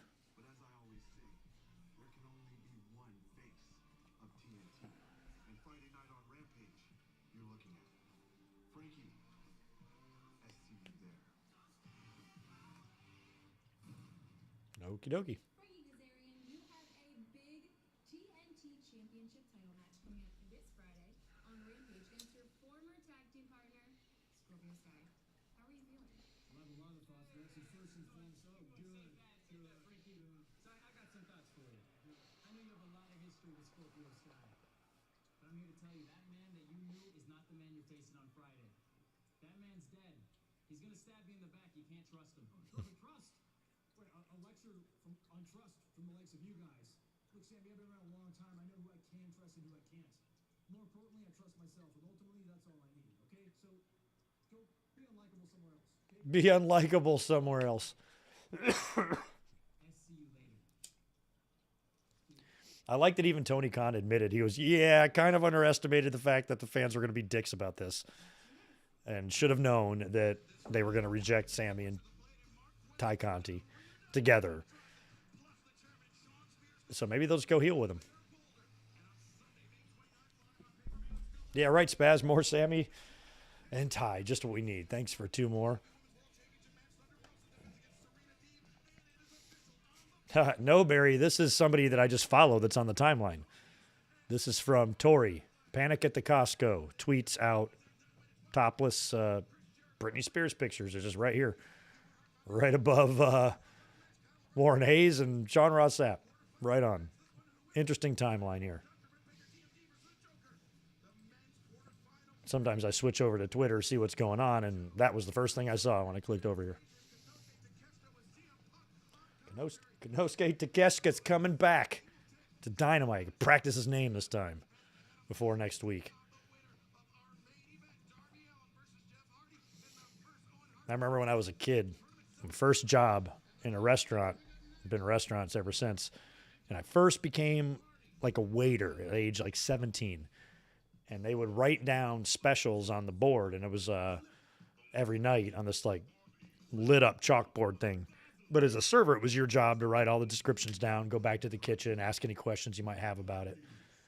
And I'm just a kid, you know. I don't know a lot of exotic cooking or, you know, very educated in vegetables and shit. I don't know. I'm a kid. So I see shiitake mushrooms written down, and I literally, the chef's right there. I said, "What are shit take mushrooms?" And he's like, "You fucking moron." He's like, "They're shiitake mushrooms." So I don't want to say this poor kid's name wrong. What are shit take mushrooms? He's like, "It's not shit take." Or like Sean Connery in SNL Jeopardy. I'll take the rapist for 500. It's therapists, not the rapist.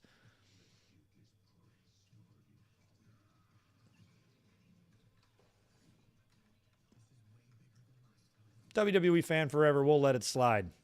We'll let it slide. This one time. You'd lose no points.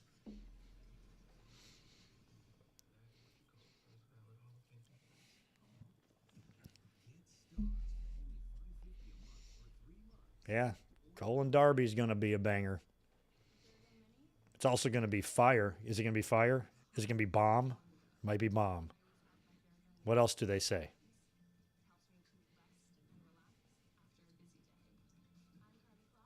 I have one of my food runners at work. She's about to head off to college. She just graduated high school, got accepted to USC. She's super smart, and she's just going to finish out working out the summer, and she's gone. And she had some shit she brought in from next door or whatever. I was like, "What is that?" It was some quinoa thing or whatever. And she's like, "Try it." And so I try a bite of it, and she goes, "That's fire, right?" And I was like, "Yeah, it's fire." And I walk away with like the white old man that I am. Yeah, it's fire.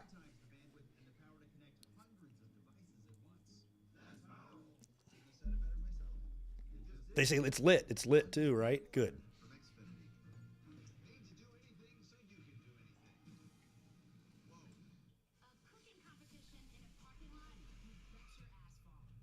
And all y'all get like old, you're going to embrace being a dork. I promise you.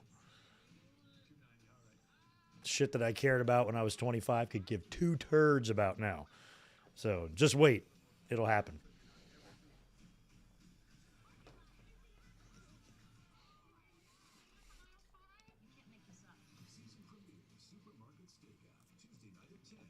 I haven't watched Food Network in a while. I used to love Iron Chef and all that stuff. That's been years since I've watched any of that. All right, here comes Jeff Hardy and Darby. This is a match I never thought I would really see. It's kind of a dream match. Nick of time, too, because Jeff is... them swantons are starting to get rough looking. I mean, he's just landing flat on the dudes now.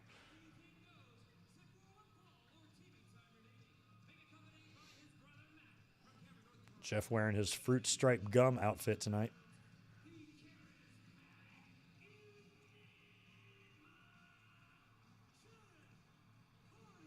All right, Jeff. Put over the kid. Pass this torch, my friend.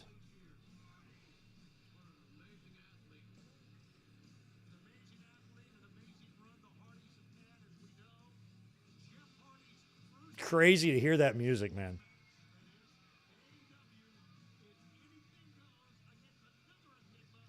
Casual fans might be like, did WWE trade Jeff Hardy to AEW for Cody? Is that what happened there? Final's going to be Cole versus Joe or the Joker. I can see that. I think Cole is an excellent pick to win it. He's kind of my pick in my heart. I really like Adam Cole. Wrestling needs more Adam Coles. He's just a really, really great person.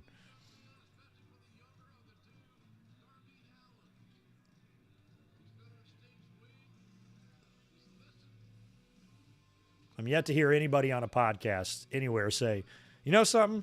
That Adam Cole's a shithead.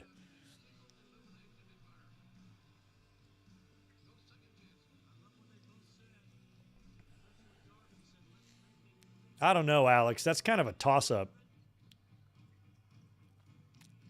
However, I will say this.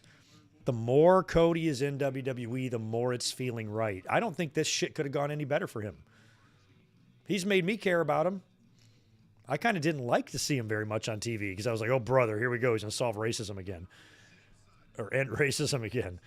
But in WWE, just something feels different. It feels like that's where he belonged all along, and I'm blown away that he had that foresight and, you know, to be willing to risk that. Jesus Christ. Torpedo on Jeff. Oh, God, he's not fucking around. He's got 19 chairs already. Yeah, you better watch out, Jeff. This is the new generation. The new generation. This really should be a torch passing match in some respect.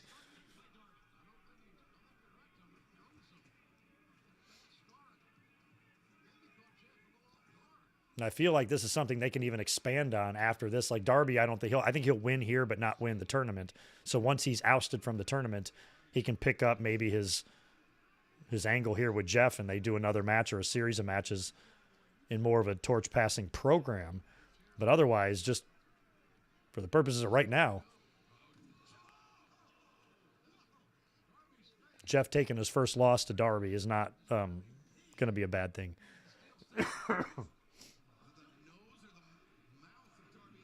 Imagine if we could rewind the clock and just get like 2001 Jeff Hardy in this match. Think that might be a little fun?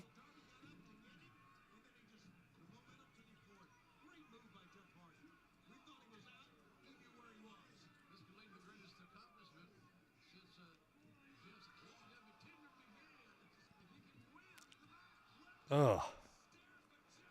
Yeah, how many times I'm going to jump out of my chair? Live TV makes me more nervous. Because if this shit's taped, if something really, really bad happened, we wouldn't know about it. So anytime it's live, whenever I see something gnarly, I get a little scared for these guys and gals. I'm like, be careful.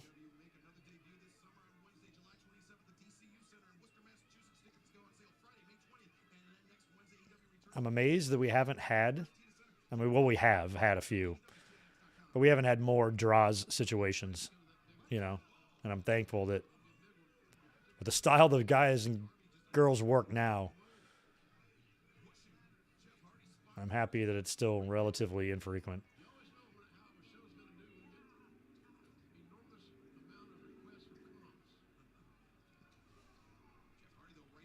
Oh, yeah, you know we're getting ladders. Jeff's going to pull one out right now. Yep. Get it. Took him there 3 minutes into this match to pull every goddamn weapon imaginable out of this. And that's not one of those little ladders. It's one of those monsters. Oh, yeah, you got to go to break now. When we come back, one of these guys will be Peter Panning off this thing.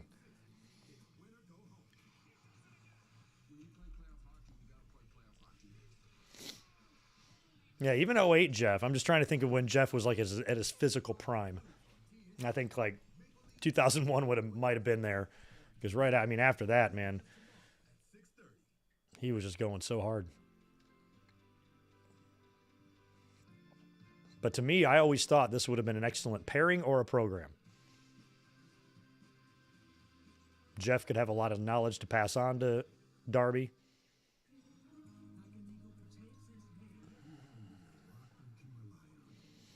Yeah, good point, Barry, about Big E. And apparently things are not healing well for him either. I think the dude's positivity alone is going to will that thing together, but it sucks that it happens to anybody, but worst of all, someone as awesome as him. And how close that could have been to lights out forever, you know?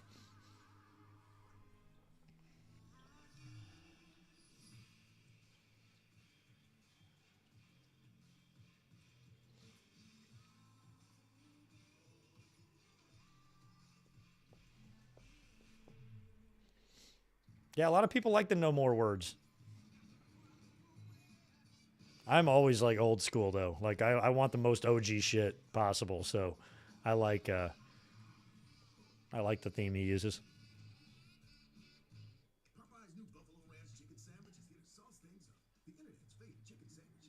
And it's not that it's like, you know how I was talking about how I hate like Limp Bizkit and Creed and Kid Rock and all that. I hate them, but they somehow fit WWE's stuff.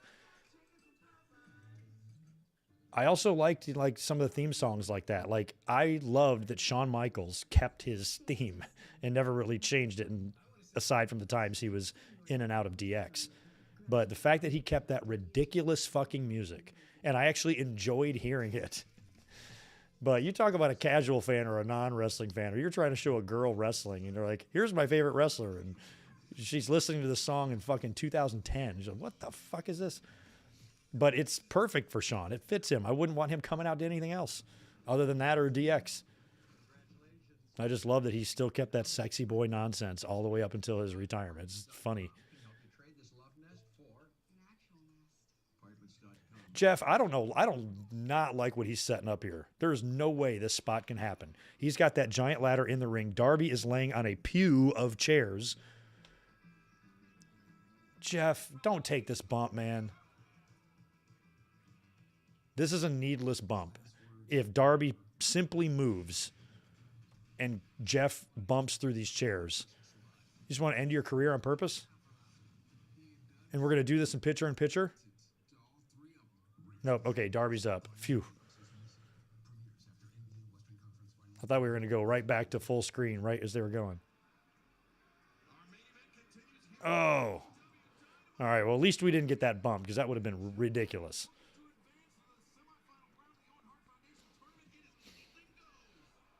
Oh, shit. Oh, my God. Coffin drop. No. Oh, I thought he was going to coffin drop off the top of that.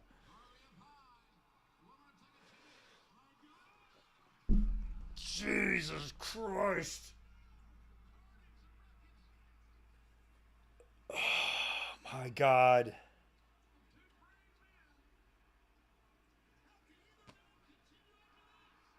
Oh, that replay.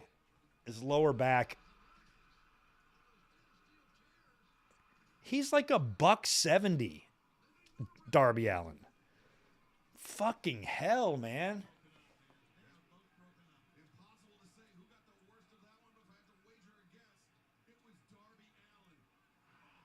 Jesus Christ.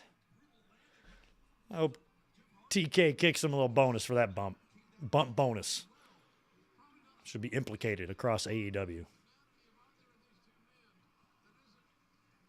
Every time you risk your life, we give you $100,000.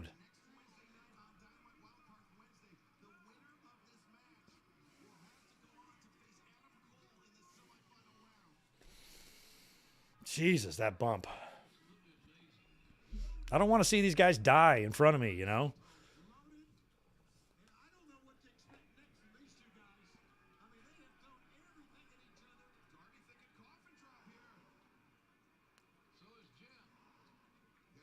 Jeff's getting out. Oh, shit, he's going to coffin him on the fucking lookout, Jeff. Jesus, God.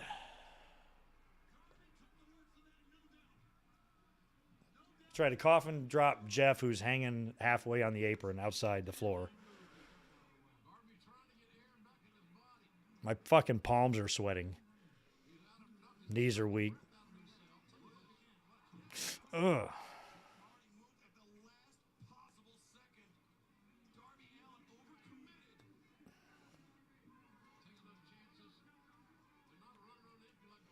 Got vomit on my Billabong sweater already.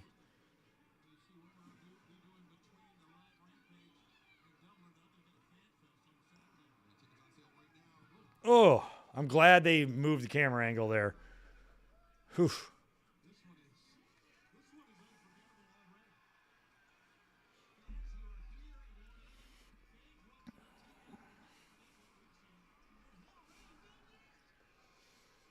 Jesus, now Jeff's... Oh, God, Jesus Christ.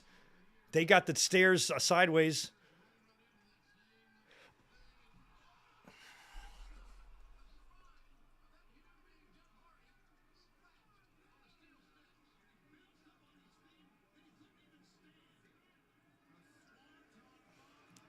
Swanton on the stairs that were sideways.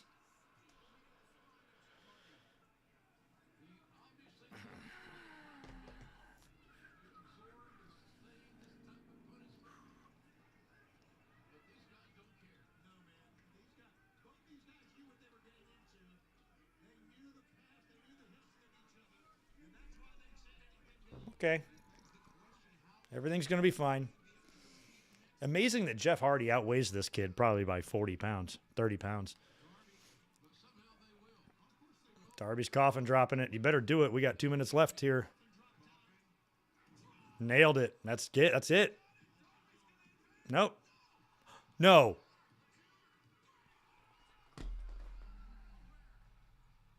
Okay. I'm going to defend this. You know why?